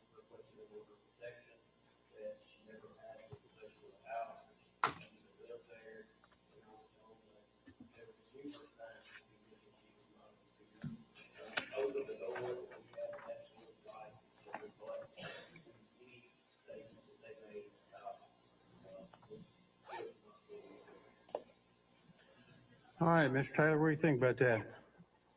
We can't. I can't. It's too soft. You went through each of these statements. You analyzed in your order. That's part of the court record. Each of the statements, and you made comments in there about it. In your order, you talked about context would have to be set up. Some of them were speculative. Things were about the conduct of another. The things that were listed in 803.3. Your Honor indicated in your order that you would, I think you. I'm listening on Discourse dismissed Voice. some of them, saying And here's interesting. The left the Discourse door Voice is open on ahead of 3 of them. YouTube. What does it say? And so we had the order. I filed a response on the same day, I guess right before I got your order, a motion in limine additional asking that these 803.3 statements not be introduced into evidence until we had a jury out hearing in which the witnesses can be questioned about it and it could be determined, not in front of the jury, whether the context or had been set up. Now, yesterday, before we did start opening statements, I asked Your Honor to exclude or prohibit the prosecutor from that they shouldn't be mentioned until context can be done until we had a jury out hearing. Your Honor said you seemed to agree with me, and then the prosecutor said what the prosecutor said, but I went on record saying that, and then afterwards it was brought back up, and Your Honor, after opening statements, and Your Honor said the statements of counsel are not evidence from yesterday. The things he said, he can't match it up because I objected to some of those. After I mentioned my motion in limine afterwards again, and Your Honor said the statements of counsel were not evidence. I did not specifically refer to any of those statements. I just listed what I thought the evidence would prove. They're the arguments of counsel. And I have not opened any door, obviously. Opening the doors with a witness, asking a question of a witness. And I guess what I was trying to do is not take the chance of having any potential prejudicial questions brought up in front of the jury, or what Mr. Swift said, or what he allegedly said, or about his conduct. So I have not opened any door. And so that's what I submit. With the discourse thing, I have no idea what you mean. We need a jury. I'm totally blank. I'm asking Your Honor to make a definite ruling, whether it's for or against me, on this issue because I have to protect the record, and I'm trying, you appointed me to this case to do my job, and I'm going to do it, Judge, how I see fit. So you can Maybe hear disagree this on about discourse? both sides and maybe with the court. But that's I don't what know how to do that. I have not opened any door, and I still ask for the jury out here. All right. Could I respond briefly? Sure. Your Honor, the only issue with that is, as you know, we have to put our proof on first. And if we are going to be prohibited from being able to ask these questions and to put in proof about her actual fear, then the defense should not be allowed to then argue that she was not in fear. Your Honor, if they put their proof on first, then it wouldn't be an issue for us because we would know whether or not we could use that. But Your Honor, if you're going to prohibit us and you're going to limit the fact that we can't put on proof that she was afraid, that she was in fear, then it's unfair to the prosecution to allow the defense then to use that as a defense for this crime. I'll be quiet. Is it mod voice? Out here, it means outside the presence of the jury. And what Oh, I see it. Question I requested yesterday and before is if the state's going to try to do that, we have to dismiss the jury and we'll have to bring the witness in, and it'll be incumbent upon the state to lay the groundwork for the admissibility, whether or not that applies or not. That's all we're asking for. I mean, I think that's the way to do it. It's the way we've always done it in other trials. So. How do you listen, though? I'm sorry, y'all. I've never used this before, so I don't know what Irrespective of whether the defendant has doing. opened the door, and I'm not convinced that opening statement constitutes an invitation for that testimony. The court still has to analyze these statements in view, outside the presence of the jury, in view of relevance, in view of whether they fit within the narrow exception of 8033. Okay, but how do I the hear context and it? timing of the statements are appropriate. And so I don't think there's anything for the court to do right now other than to say, once again, I'm going to follow the rule and we're going to determine these matters outside the presence of the jury. That is certainly an argument and a factor that I will consider at the moment, but I've got to hear the specific testimony to be able to analyze these matters. I've given you the best guidelines I can. I don't know, y'all. Pre-trial in the I'll in the learn May it later. 17 order. Other than that, we're going to follow the rules of evidence, and the court's going to analyze those things, and then I'll give you a specific ruling on specific testimony there. I see it, but I don't know Anything how else before we to. bring jury in? What is this doing? I guess I'm asking, Your Honor, saying that he intends on doing that, we need to approach and say we're going to have the jury out here and dismiss the jury.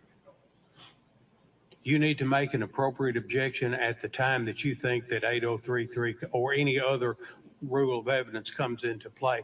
You all are asking me to make a blanket ruling. I'm not going to do it. I've asked the state in the order, if you anticipate you're getting ready to answer that, ask those kinds of questions. Give me a signal. Let's know. Let's do it. If you don't, then please make an objection and let's deal with it. That's what I'm asking. I think it just say, Your Honor, we need a jury out.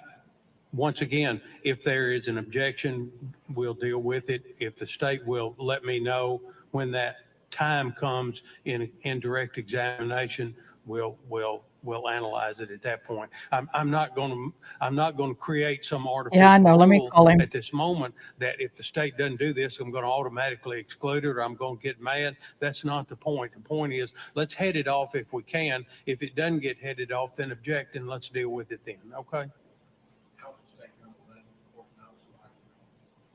Can't hear you. Can I ask, you asked the state to let you know at that appropriate time? I did. Okay. I guess the state let me know too. Well, I think if I know, you'll know. And I'll tell you if you don't. I promise you. Okay. All right. Anything else? No, Your Honor. All right. Let's bring jury in.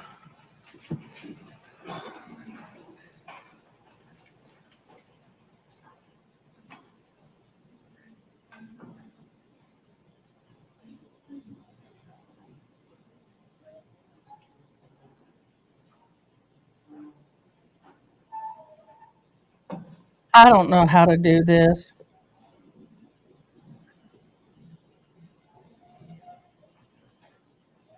All right.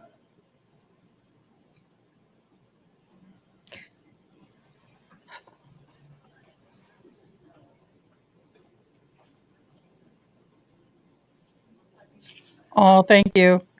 I'm not afraid. I'm frustrated. I can get frustrated. It takes a lot to scare me. I guess once you've repelled out of a helicopter into a burning fire on the side of a mountain, yeah, it doesn't take much. Yeah, it takes a lot to scare me. You need the podium microphone. Yeah, I did that.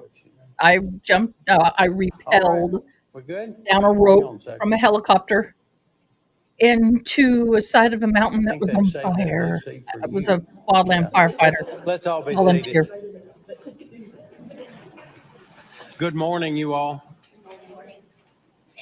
First, tell me if everybody's good this morning. I'm just going to start at my left. Everybody good this morning? Everybody feeling all right? Okay, that's good. That's good.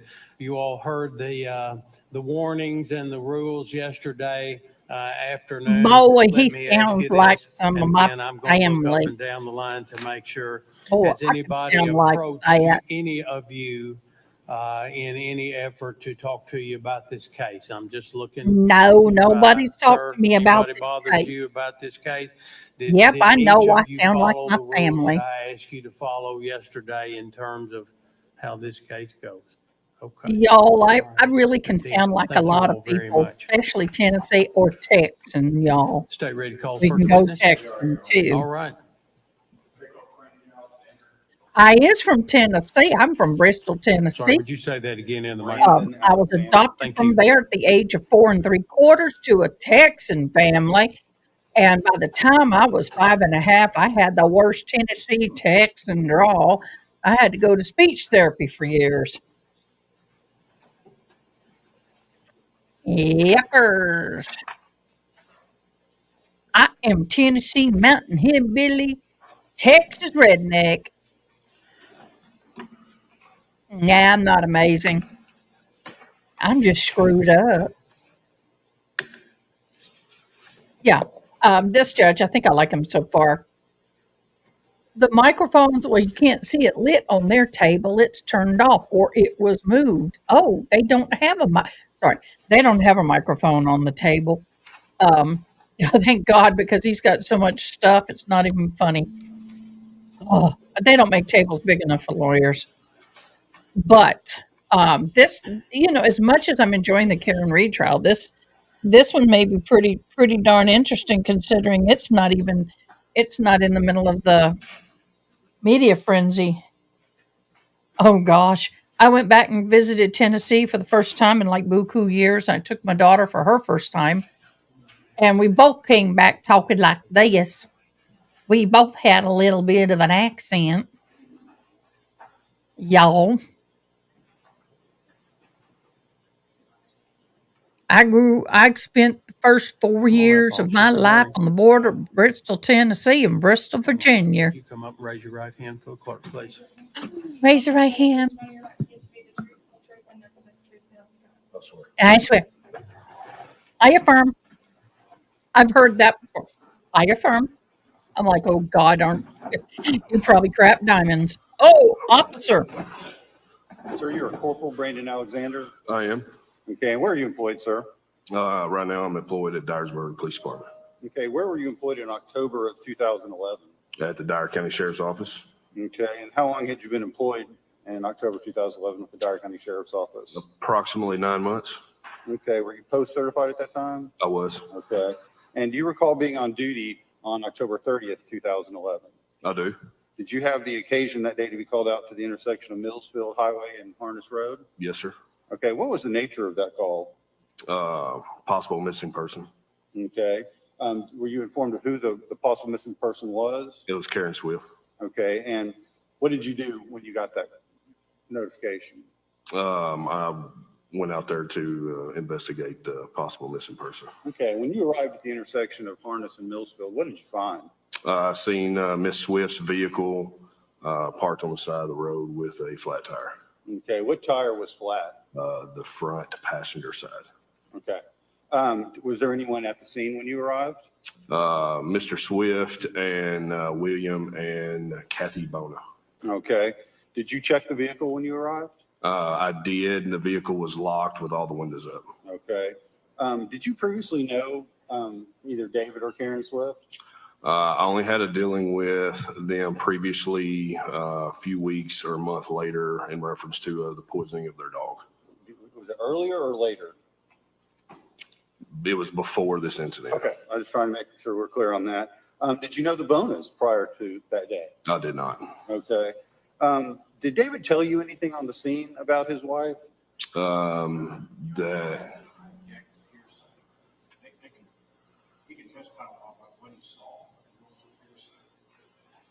They're incriminating statements of the defendant.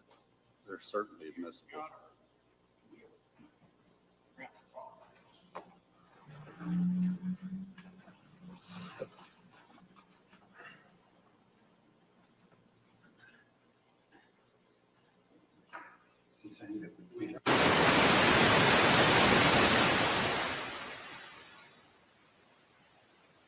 Okay, y'all, he told me something that I need to tell you. If you are watching and listen, or if you are listening to this through Discord, you have your mic on. Anything you say will come across on my live feed.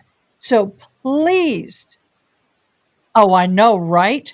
Please, y'all, mute your Discord mics and cameras, because if you pop on, it will come off on the show.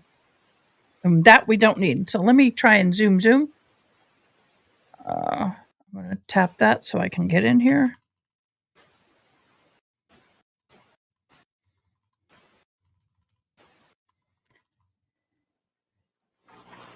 Okay. Did David Swift make any statements to you about his wife that day?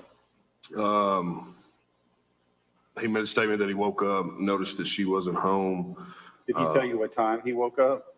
roughly 10:30 a.m. Okay. Please continue. After waking up and noticing that she wasn't there, he said he started texting her, asking her if she was going to bring food home for the kids.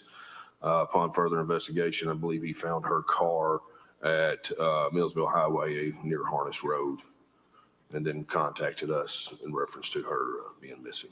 Did he tell you anything about the last time he had seen his wife, Karen? He mentioned that he's seen her approximately 2 o'clock when her and I believe his daughter Ashley arrived home. Did he give any description of what she was wearing when she came home? She did. Can I refer to my report to confirm it? That's up to the judge. He's asking if he can look at his report to refresh his recollection. He said what I believe it's like blue jeans and a shirt, but there's several different outfits mentioned in the report for a minute. It was 12 and a half years ago. So, Hey, the witness have permission to look at his report? He can consult with his report, but then Mr. Taylor's going to get an opportunity to look at it as well. Yes, sir. Do you have his report? I know. It's like, do you sing baritone or bass? Hum a few. Actually, no, sing a few.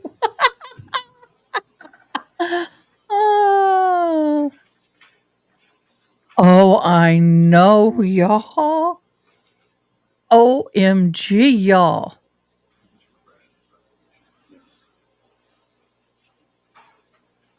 Have you got Y'all? his report? yes, sir. It was blue jeans with hose in it and a gray jacket. Okay.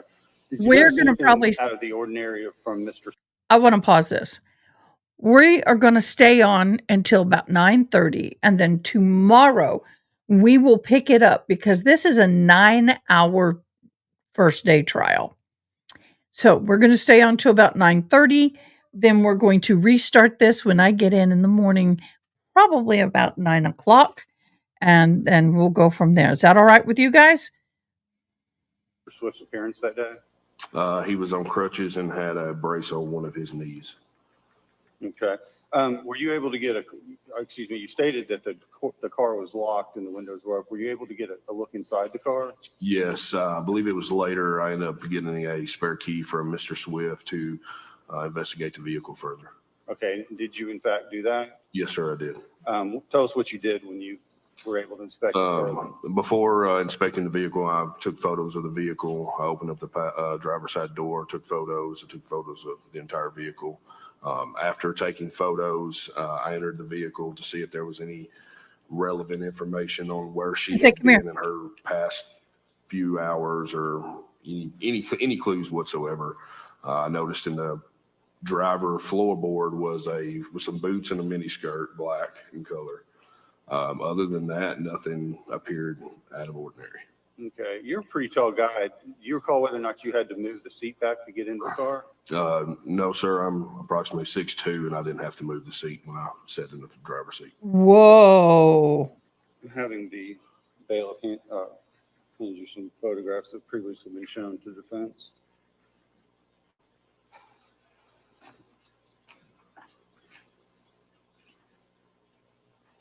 Would you look through them for me, please? Yes, sir. Wow, that's interesting, y'all. This is the vehicle I took photos of.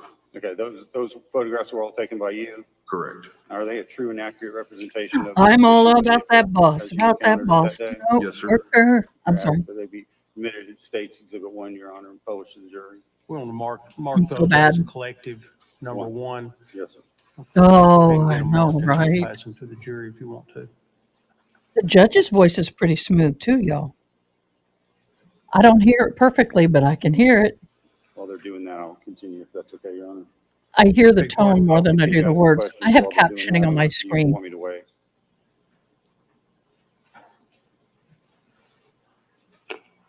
Yeah, go ahead. Okay. When you were in the vehicle, did you notice any signs of a struggle? No, sir. Any obvious blood stains, No, sir. pulled hair? No, sir. Okay. Were you able to open the hatchback of the vehicle? I was. Okay. Did you discover anything in the hatchback? I just observed a cooler, and inside that cooler were a few beers. Okay. Could you tell whether or not the spare tire had been attempted to be accessed? It didn't appear so. Okay. Did you stay with the vehicle until it was towed? No, I believe I had other calls I had to answer, and I believe Sergeant Walker was on scene, and I left it to him. Okay. And who was Sergeant Walker? He was my supervisor at the time. Okay. Did that end your involvement in this case? No, sir. I ended up returning back later to Mr. Swift's house to ask him some further questions. And that's when I went over there. Okay. What did Mr. Swift tell you when you went to his home? Well, first, how did you gain access to the home? I knocked on the front door, and Mr. Swift allowed me inside through the front door. Okay. Did you have a search warrant at that time? No, sir, I did not. He willingly let you in? Yes, sir. Okay. Now talk about your conversation, if you would, that you had with Mr. Swift at that time. If I remember correctly, we walked in through the living room area, through the, I believe, dining area towards the back room. I believe that was Miss Swift's room at the time. I remember speaking with Ashley. She advised that her mom picked her up. They laid down in her room, and Mr. Swift showed me on the computer where he had been messaging and calling Miss Swift, trying to find out where she was at. You said he showed you on the computer. How was he able to do that? He logged in through Verizon and showed me on the Verizon Did account. Mr. Swift ever show you into the garage that evening? No, Do you recall whether or not the garage doors, the outside garage doors, were open or closed when you? I believe they were shut. Would you publish those to the jury? You pass the witness, Your Honor. Oh, that's all? Mr. Taylor, if you'd like to wait till the jury's seen the photos, you're welcome to do that. Have you seen a copy of the officer's report that he consulted earlier? Okay. I'll catch the next one. I forgot to pin it, guys. I forgot to put it. I'm slacking. Who is this guy again? DSO Brandon Alexander.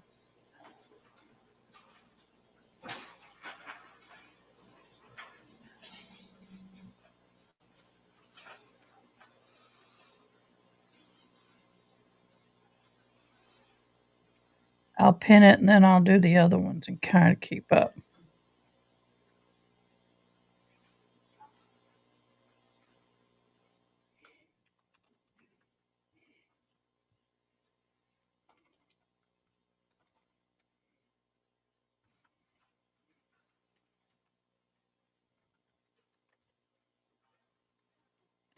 Okay, I guess we have a little wait on that one.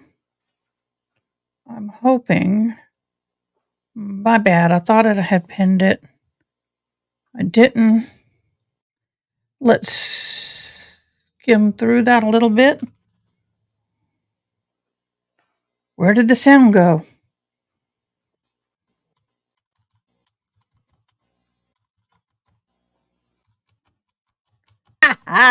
I'll pin you anytime, honey. Can I pin you? Enforcement Academy. Yes, sir. All right. And you had been employed as an officer for several months before you were dispatched on this call. Correct. And part of the training is to observe, take. I don't have a witness list. Discern what's important when you go to scenes. Yes. Okay. And you do reports to remember things. Correct.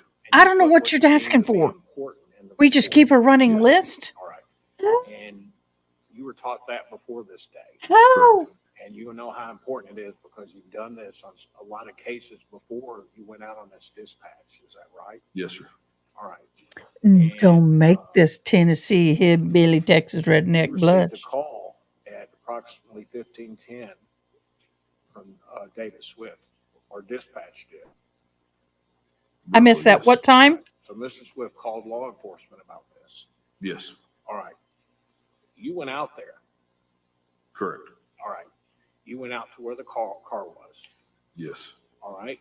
And before you got there, you were the first officer on the scene. Yes. All right. Before you arrived there, you don't know who had been in the car or not because you weren't there. Is that right? Correct. All right. And Oh, please you get it. arrive there, you see people around the car. I don't know Yes. what You see David ADGD is, Swift, but okay. Correct. and you Educate talk to me. David Swift. I did. All right. He's standing there, and you see her car with a flat tire. Yes. Okay. And you ask him to unlock it. Later. Yes. Yeah. I don't think he had a key at the Later. time. Okay. Later, yes. Did he have to go get it? I'm sorry. That would have been the time that I had left, and I've come back and took pictures because I answered the call when it was completely daylight. When I took the pictures of the vehicle, I had the key, which was closer to nighttime. Okay. And so when you first came out there, David Swift is there, Correct. and you didn't take pictures at that time. You just looked at it. Correct. All right. And then you didn't go in at that time. No, sir. All right. And then you left. Yes, sir. All right. And you left to go do something else? I believe it was to answer other calls. Yes, sir. Okay. And because right then it was just a missing person report. Possibly. Yes, sir. Possible. Yes. Okay. And I guess in your report, did you indicate that, let me back up. When you Yes, left, keep him on the you stand left as long as people there, possible. David Swift. Correct, but I believe Sergeant Walker was saying. Okay. All right. And you came back, what, an hour or two later, or several hours later? Sometime later. I'm not exactly sure what time. All right. And it was daylight when you saw David Swift when you first arrived there. Yes. And you looked at him, Correct. and the prosecutor asked you if you noticed anything unusual about Mr. Swift. I did not. All right. Besides him being on crutches and something wrong with his leg, a brace or something on one of his legs. Now, you looked at him. Correct. You didn't see any scratches or marks on his face or hands, did you? Not that I recall. Okay. If you had recalled, you would have put this in this report, wouldn't you? Yes, sir. All right. Because you're trying to put important things in your report. Correct. And you didn't put anything about it because you didn't see How do it. I search that? I'm not finding it. And you asked Swift questions. I am so and messed he up. answered them. Yes, sir. Can you find me the link to that place, He was. please? He's trying to find his wife. I can't find I it. believe so. All right. And you left and came back later. Did you call him and say, come up here and open the car? Or how did he know that you were coming back at a certain time? I believe he was still on scene when I showed back up to the car, and that's when we unlocked it. Then I went to his house after that. All right. Did you take pictures when you came back? Yes, All right, and it's getting close. Not. Help. correct. And you actually. I need opened the door, somebody go in the car. help. Yes, All right, and when you left and did other calls, you weren't there, so you don't know what happened about who went in or who didn't go in. Huh? correct. No, I did not. Because you weren't there. Correct. All right. Exclamation Come back, Discord on then an that's when RA you take live pictures. stream. Yes, sir. That's But when I you have to- actually get in the oh. car. Yes, sir. All right. And you don't, the prosecutor asked you this question. You don't see any blood or anything that indicates a disturbance, do you? Not that I observed. Well, and you didn't write anything that you observed as a struggle, blood, or anything in the car. You didn't put anything about that in your report, did you? No, sir. Because that would have been important, wouldn't it? Yes, sir. All right. And so It is if you you see mentioned it. found clothing in the vehicle. I did. All right. And you took pictures. Yes, sir. You didn't say you That's a smelled very bleach or any soft-spoken strong lawyer. odor either, did you? I did not. All right. And you took pictures, and then after that, you asked David Swift if you could go to his house. I don't remember if I asked it if I could go to his house. I believe I just showed up after he had already went home to ask him a few other questions, Okay. and that's when I ended up at his house. Were there other law enforcement there while Officer you were there? No, it was just Alexander, me. Okay. can And you sing knocked on the Happy door and he let Birthday you real come slow? in? Yes. All right. You asked to talk to him, and he said yes. Yes. All right. He showed you back there. You asked about things, and he answered your questions. Yes. Okay. Did you ask to search his house? No, All right. You didn't say, hey, let's go in every room and look around or anything? I did not. All right, because you're just there to ask him questions, and he's answering your questions. Correct. And he let you in. Yes, sir. Okay. And he took you into his house in different rooms. Yes, sir. Okay. And then you ask him whatever you're going to ask him. And you could have said, hey, can I walk around the house upstairs and downstairs? I could have. Yes, sir. Right. And he was there. Yeah, he was there. All right. And you didn't ask to, and at that time, you didn't deem it necessary to do that, did you? I didn't believe I did at that time. All right. Perfect. And I can go for that.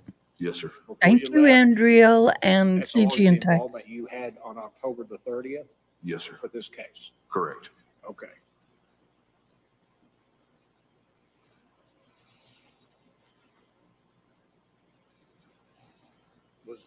Was the Swift vehicle, Karen Swift's vehicle, facing north before Harness Road on the east side of the road?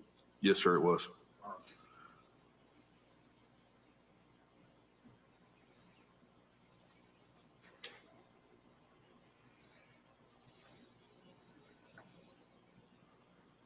Now, prosecutor asked you a question about the seat being back.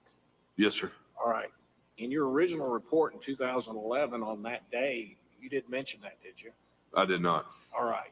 And you added that just a few months ago, didn't you? Added what? That the seat was back. I didn't add that. I was asked if I had to move the seat, and I did not have to move the seat. All right. But you don't know where it had originally been positioned, do you, before you got in there? I know when I got in the seat, I did not have to move it. All right. But you had left, I did leave. and when you first arrived on the scene, you don't know who had been in the car. I don't know what position it was before I entered it, Right. And whether except for what somebody, it was at when I entered it. right, and whether somebody else had moved it back or not. If they did, I don't know. Because you were gone for other Correct. calls. Yes. Okay. And before, when you first arrived, you don't know who had gone in the car before that. Correct. Okay. Now, but this thing about the seat being back, you were asked that question just a few months ago by the prosecutor. And that's when that was revealed. I'm sorry. Repeat that again. I couldn't hear Think you. about the seat being pulled back. Yes, sir.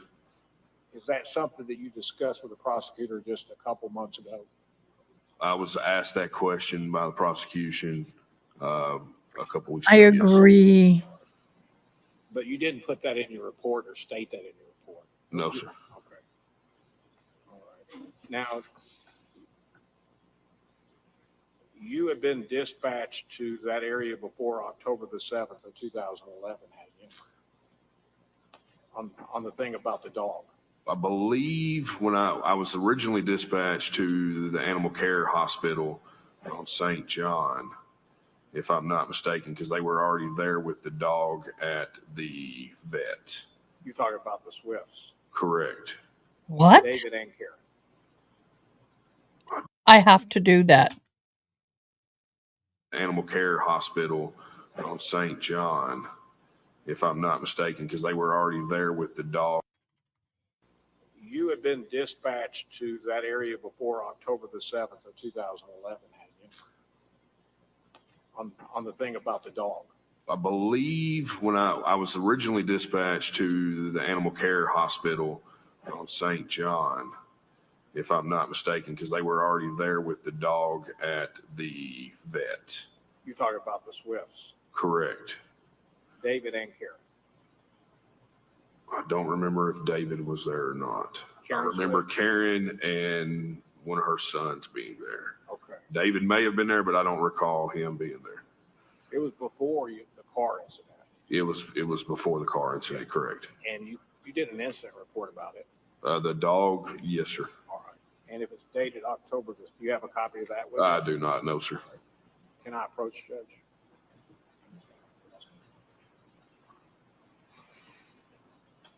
Can I just pass that to you to refresh your memory? Just read it when you're through. Look up.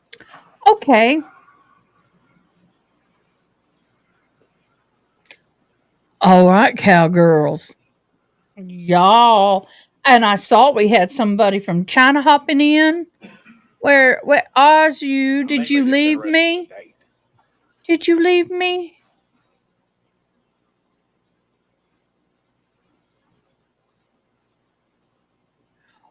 Who been guilty? The Americans were cheering when they said guilty. Who is he talking about? Oh, Mr. TikTok was convicted today. Oh, wow. So I have not been following that case. What was he convicted of? Guess I could look.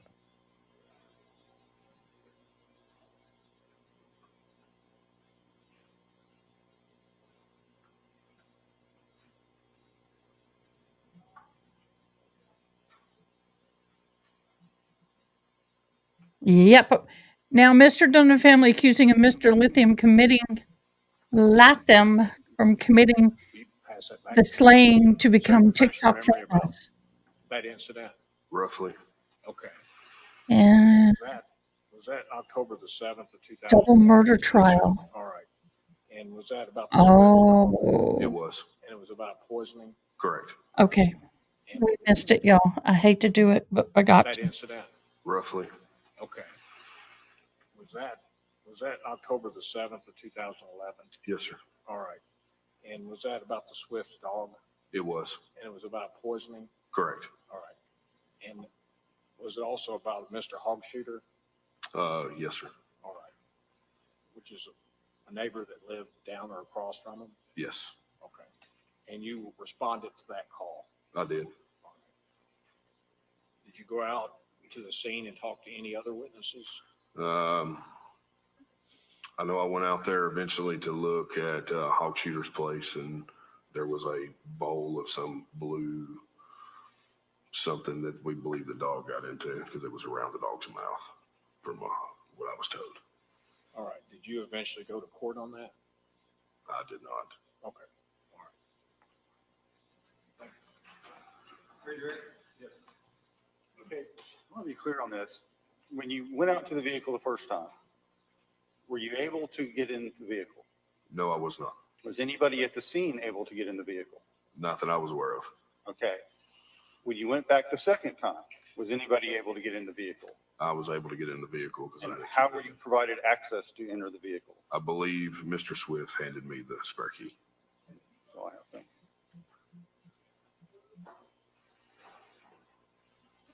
you. You came the first time. Did you ask to get in the vehicle? I did not. Okay. Not that I'm aware of. Anything else? That's You can step down. Thank you, sir. Thank you, sir.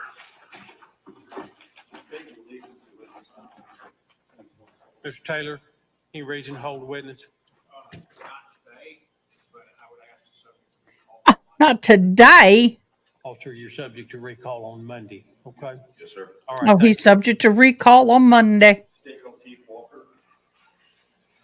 Yeah, I called him back about every What was the 3, first name, 4 Mr. witnesses to keep us awake. Gotcha. Thank you.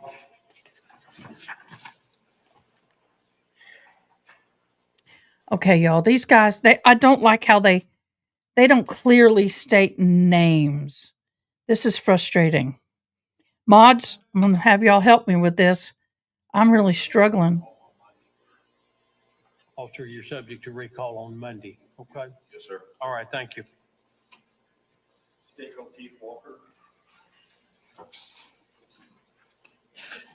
What was the first name, Mr. Box? Heath, Gotcha. Thank you.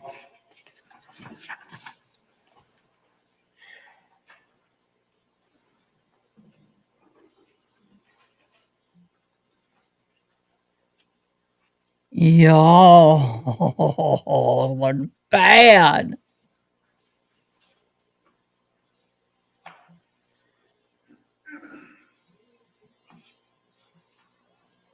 Y'all are horrible. There's a quartet I showed the other day on Memorial Day, and in that quartet is a While we're bass. waiting on Mr. Walker, would you, He's Mr. Taylor, come up? tall. It is a Mr. Walker, okay, and he's got that velvety bass voice. And we were good friends for a long time.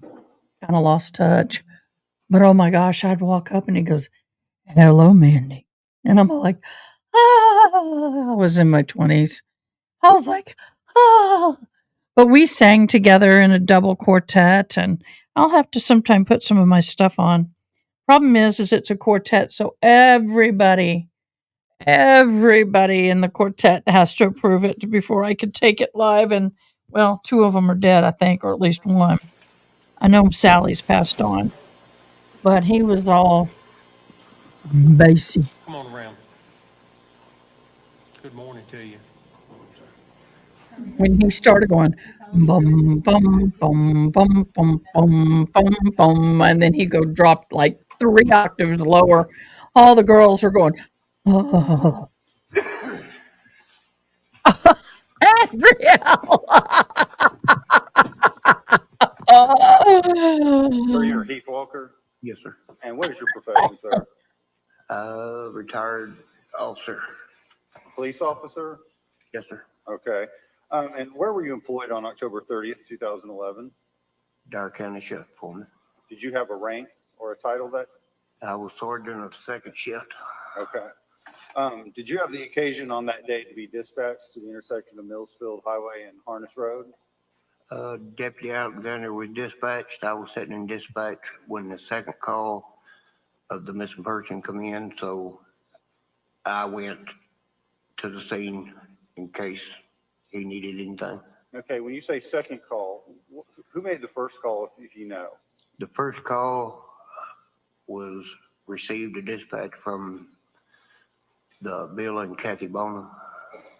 Okay, and you said the second call, who made the second call, if you know? Dispatch received a call from David Swift. Okay, and did you in fact respond to the scene? Yes, sir, I did. Okay, and what did you find at the scene? What did I find? What did you encounter when you arrived? I pulled up directly behind Deputy Alexander and the bonus, which was parked to the south of where the Miss Swift's vehicle was parked. Okay, Now you as- look and as- sound as like some of shift my sergeant, folk. What were your duties when you responded to the scene like that?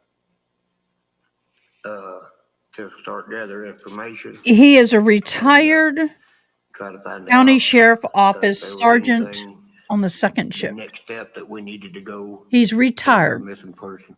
Okay, and tell us what those steps were that you followed. I spoke with the bonus. Okay, guys, I got to explain something here. We're going to keep it nice. But I have to say, as Tennessee people, we may sound like we have nothing between our ears, but we smart as hell, y'all.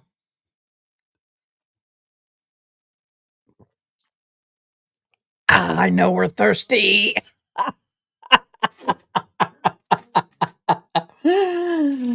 Mm. So, y'all, it's just their culture and the way they talk. Okay. But they're good folk and their talk may be very casual. But I make fun of myself, but I won't make fun of them. Okay, y'all? Briefly, I spoke with Deputy Alexander. Looks like he's missing his upper I teeth. believe Mr. Swift Yeah, he's arrived. missing teeth. I spoke with him, and that proceeded then to ask him about maybe going to his house and looking around to see if I could detect anything out of the ordinary there. Before you did that, did you call any of your superiors or higher ups in the sheriff's office? I did. After speaking with the bonus, I felt that I needed to let the investigators know that I had a gut feeling we needed to proceed. Just a second, sir.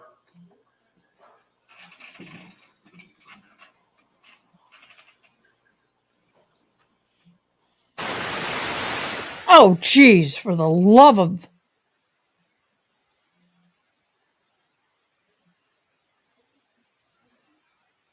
Y'all. I know. Oh, yeah. Okay, Karen. Them them hillbillies are kind of folk. But y'all, we keep it nice. I'll joke about myself. I'll make all the funs about being a hillbilly and my accents and how when I came off the mountain on my mama's hip with my twin brother, we had nothing on. I mean, that is the truth. I mean, I'll make fun of me, but I don't want to make fun of them, okay? When you were there, did you get in the car at all? Did I? Did you get in the Murano? No, sir, I did not. Okay. Did you arrange to have anything done with the Murano? After speaking with Investigator McCray, we come to the conclusion we needed to have the vehicle towed to possibly protect any kind of evidence that could be saved. Okay. And who was Investigator McCray to you at that time? Who was he to me? To you, yeah, in relation to the chain of command at the sheriff's He department. was the senior investigator, Chief McCray. Okay. While you were there, did you have the occasion to ask the defendant any questions? Did I ask him any questions? Yes. I asked him about going to the house, and we did that. And at the house, I spoke with him. As I walked through the house, he walked with me.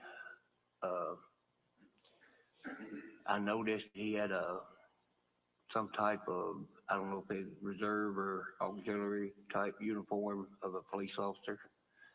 I did notice that hanging in the laundry room.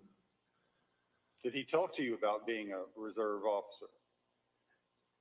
After my second trip there with Sergeant Petrie,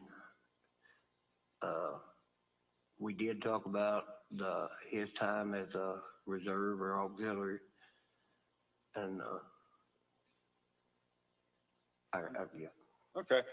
When you were investigating a missing persons case, do you try and obtain cell phone information about the missing person? Yes, sir. Did you do so in this case? I did so. I spoke with Mr. Swift about Karen Swift's cell phone, and was able to obtain the number.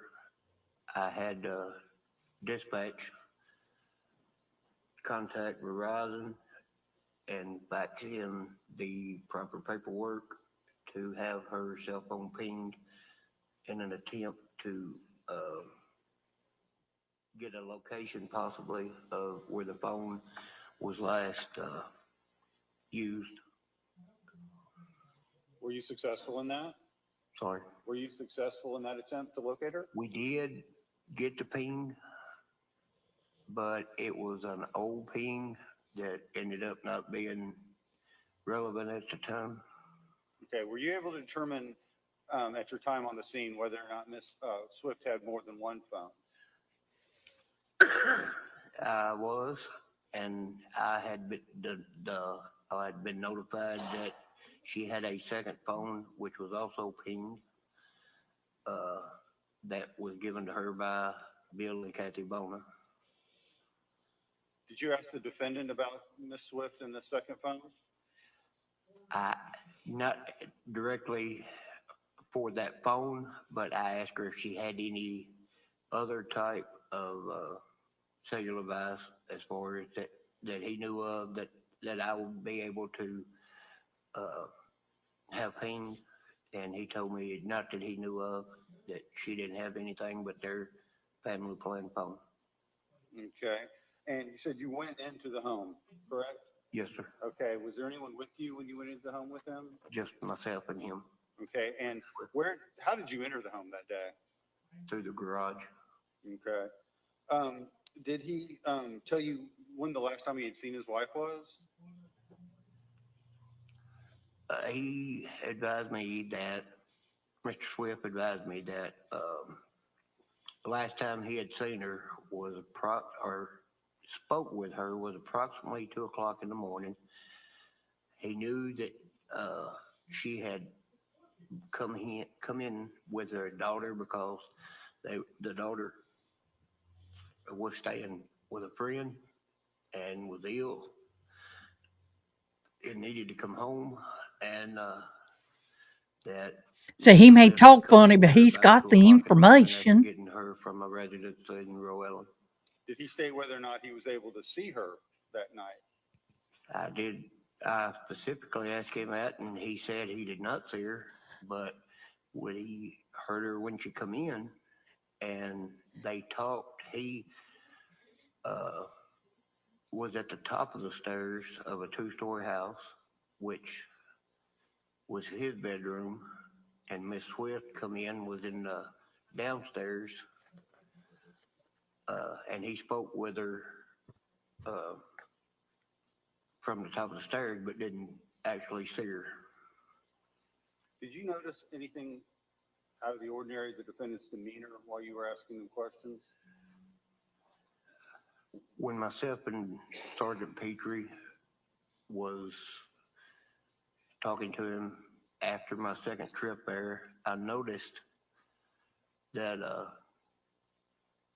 he would, every time we would ask questions Come here, about Miss baby. Swift, he would look at the ground. He wouldn't look me in the eye. He would just look at the ground, and then we would start talking about his experiences and what have you with the auxiliary and reserve. And he would look me dead in the eye, just wide-eyed, and like he was enjoying that conversation. But I would start back talking about or asking questions about Miss Swift, and he'd look back at the ground. He wouldn't look me in the eye again.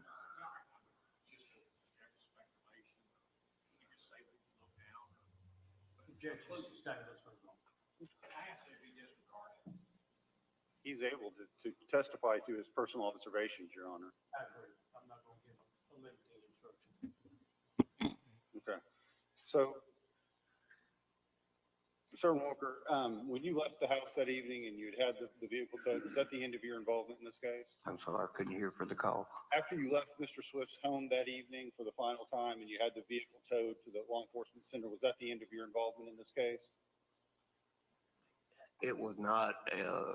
I continued with the next day with the search part, which I don't remember the exact timeline, but I was in with the search part the day the cell phones were recovered. And I'm sure I had talked to Mr. Swift in between. He lived about a mile from where I lived, so I didn't know him at the time, but, yeah, I mean, it was my community, so I felt like I needed to do what I could do. But I did speak with him more. Was anyone inside the vehicle while you were on the scene up on Millsfield and Harness? While I was there was nobody in the vehicle. Okay. Pass the witness, Sharon.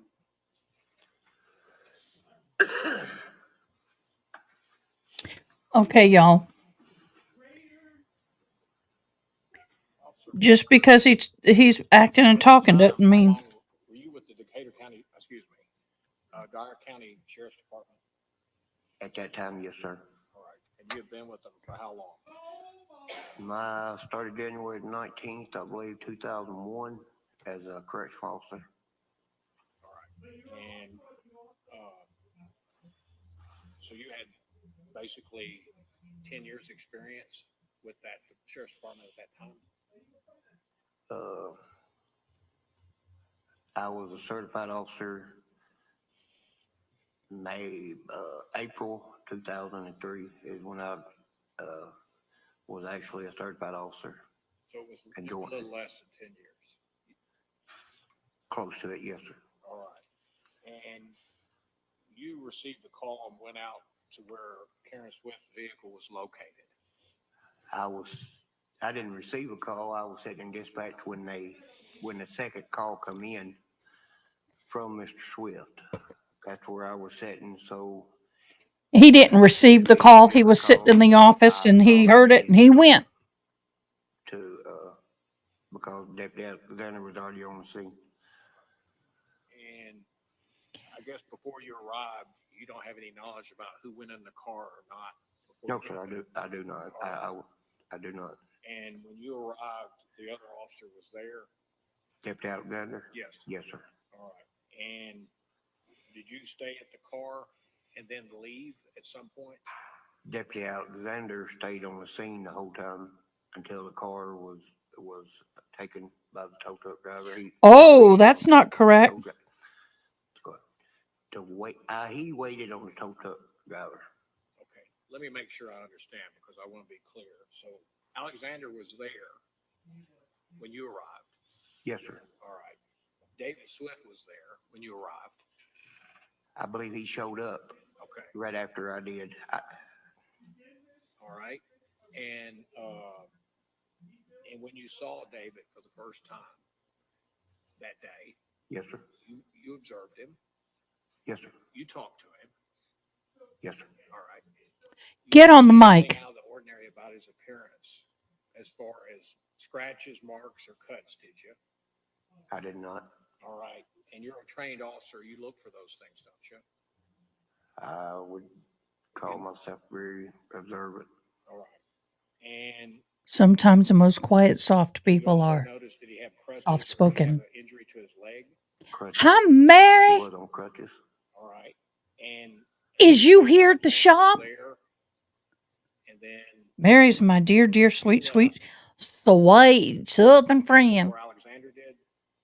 Yes, sir. Me and Mr. Swift left and went back to his house and left. The bonus were still there, and Deputy Alexander was still there, and the car was still there when I left.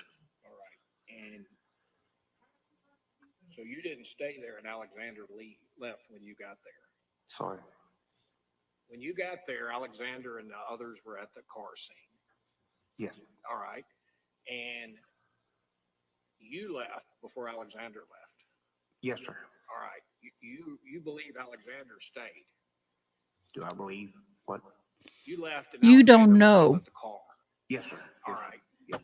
And so he didn't leave after you got there, Alexander? Not that I know of. I had left and went to his house. I didn't open it, cowgirl. And then you quickly asked Mr. Swift to go to his house? Yes, sir. All right. And he said yes. Don't talk to me. I didn't open it. Yes, sir. All right. And I know I can't barely hear. he drives over in his vehicle, Right. and you asked to look in the house. You asked to look in the house. All right. And you walk in through the garage. And you walked in through the garage. We walked through the garage into the house, yes, sir. And when you're walking through the garage, you don't see anything out of the ordinary, do you? You walk it through, you don't see anything out of the ordinary. I I'm actually reading it. looked around the garage after I exited in the residence, but no, I did not see anything at that time. So you actually walked around the garage and looked at it when you first went out there with Mr. Swift. So we saw nothing I out of looked, place. but did not search, yes, sir. You looked and you didn't see anything out of the ordinary. No, sir. All right. You didn't see any blood or issues like Hey, that? Mayor, where are you? Strong bleach, did you? I did not. All right. And if you had, you would have written that in a report, wouldn't you? If you had noticed some of that things, you would have alerted law enforcement Sensei. about that. Yeah, I did not detect down. anything All right. that was noteworthy at that time. I did not open the And so voice when you call went into- thing. Did you go into every room of the house? No, sir. I know I never went upstairs. I never went upstairs at Thank you, all. but I'll try and You figure it asked out. David Swift to look around, and he let you look around wherever you wanted to, didn't you? How do you crank up the volume? Followed me, yes, sir. Right. And took me to each room, telling me which room was what. Okay. And if you wanted to look at any certain place, you just had to ask him, didn't you? He did not deny anything. He did not deny me access to anything, no, sir. Right. And you looked at whatever you wanted to look at. Yes, sir. All right. You didn't see any scenes of blood or a struggle, did you? I did not see anything out of the ordinary. All right. And then you're at the house for a while after that. Well, I'm not at my house. I'm in an office. So all they're going Not to for a hear is while, but nothing. yes, I see the after phone. speaking with him, after looking through the garage, I left the Swift's house and went back to jail to do the paperwork for the cell phone pings. All right. Let me make sure I understand. Okay. The cell phone pings, did they ping to a certain location? The pings that we got pinged around the Mississippi, somewhere around the Mississippi River. And this is Mrs. Swift's phone. Miss Swift phone? Yeah. Yeah, that's what you were looking for. Yeah. Mary, we're leaving here at 9:30. And you said you came back to the Swift house on October the 30th, that same day. That same day, yes. All right. Were other officers there when you came? That's when me and Sergeant Petrie went back and spoke with Mr. Swift. Did y'all walk around the house again? I believe we did, because I remember seeing a burn pile back behind the house where they had looked like burned garbage and stuff. Okay. But nothing out of the ordinary. Nothing. All right. And you and the other officer came back again and walked through the house. We did not that day. After that, we mostly stood out front in the garage. Myself and Deputy Petrie stood out front of the garage talking. All right. And David Swift was there? That's who I was talking to, yes. As soon as we're done with him, when he's done, we'll hang up. Standing right outside the garage door. And did other officers, bless you, did other officers come while you're there? Nobody else came while myself and Petrie were there. No, sir. Look at the banner. All right. And did y'all go back and look around outside and the area down from the house on October the 30th? You and the other officers? As in which area? I mean, we looked around. Outside of the yard or any other place? We did walk through around the yard. Yes, that's how I noticed the burn pile. Right. But nothing out of the ordinary? No, sir. All right. And you asked as many questions as you wanted at that time of Mr. Swift? Yes, sir. And he answered your questions? Yes, sir. He completely cooperated? He did. All right. And then y'all left that day? You left? I believe so, yes, sir. Okay. Myself and Sergeant Petrie left. And the day after or the days after that, did you personally go back to the house? I had been, yeah, I'm sure I did, because we had walked around the yard before with his consent. We had walked around the yard before. I mean, I spoke with him, but it wasn't nothing I documented. It was You went just, back out we there? were just still following up on leads and trying to get anything to try to help find her. And he was answering your questions and cooperating? He was. All right. He didn't think he was a center of an investigation at that time. One second.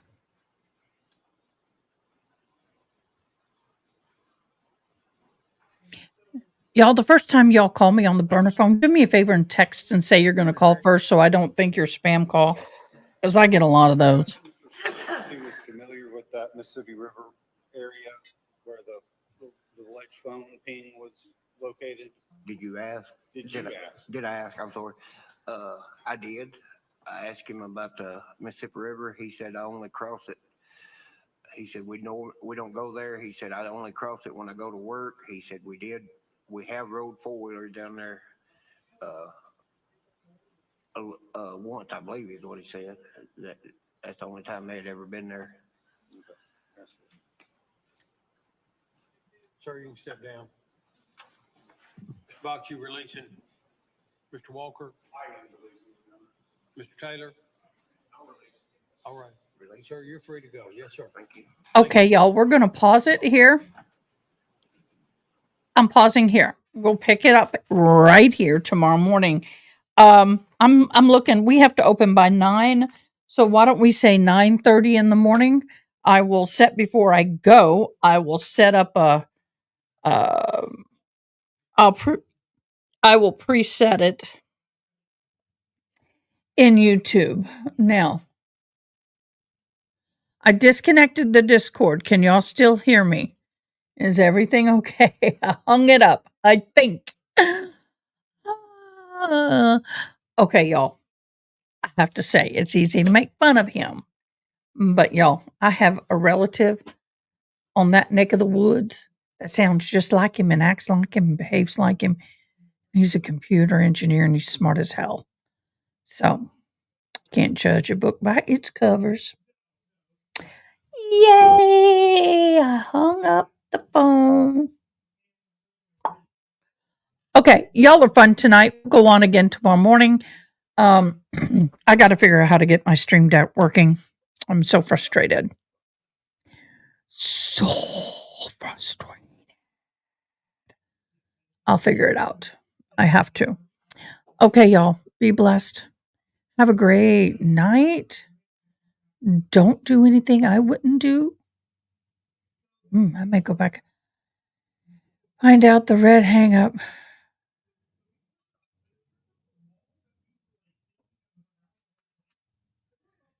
Oh, I've already seen that. Sorry.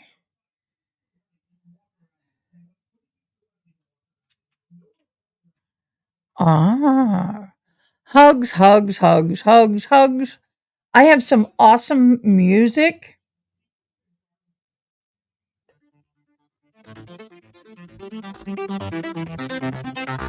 Oh, I like this. I'm going to go to sleep with this. Yes, I do play the native flute. It is something that I just enjoy and it relaxes me. I'm also Native American. I have full regalia. One day I'll pull it out and show y'all. But in the meantime, y'all be blessed. Thanks for joining me. I'll see you guys tomorrow at 9:30 in the morning. Bring the coffee, bring the water, bring the donuts, bring the avocado, bring whatever it is you want to bring. And we will have all day of this tomorrow. Okay, we'll get caught up. All right, y'all. Until then.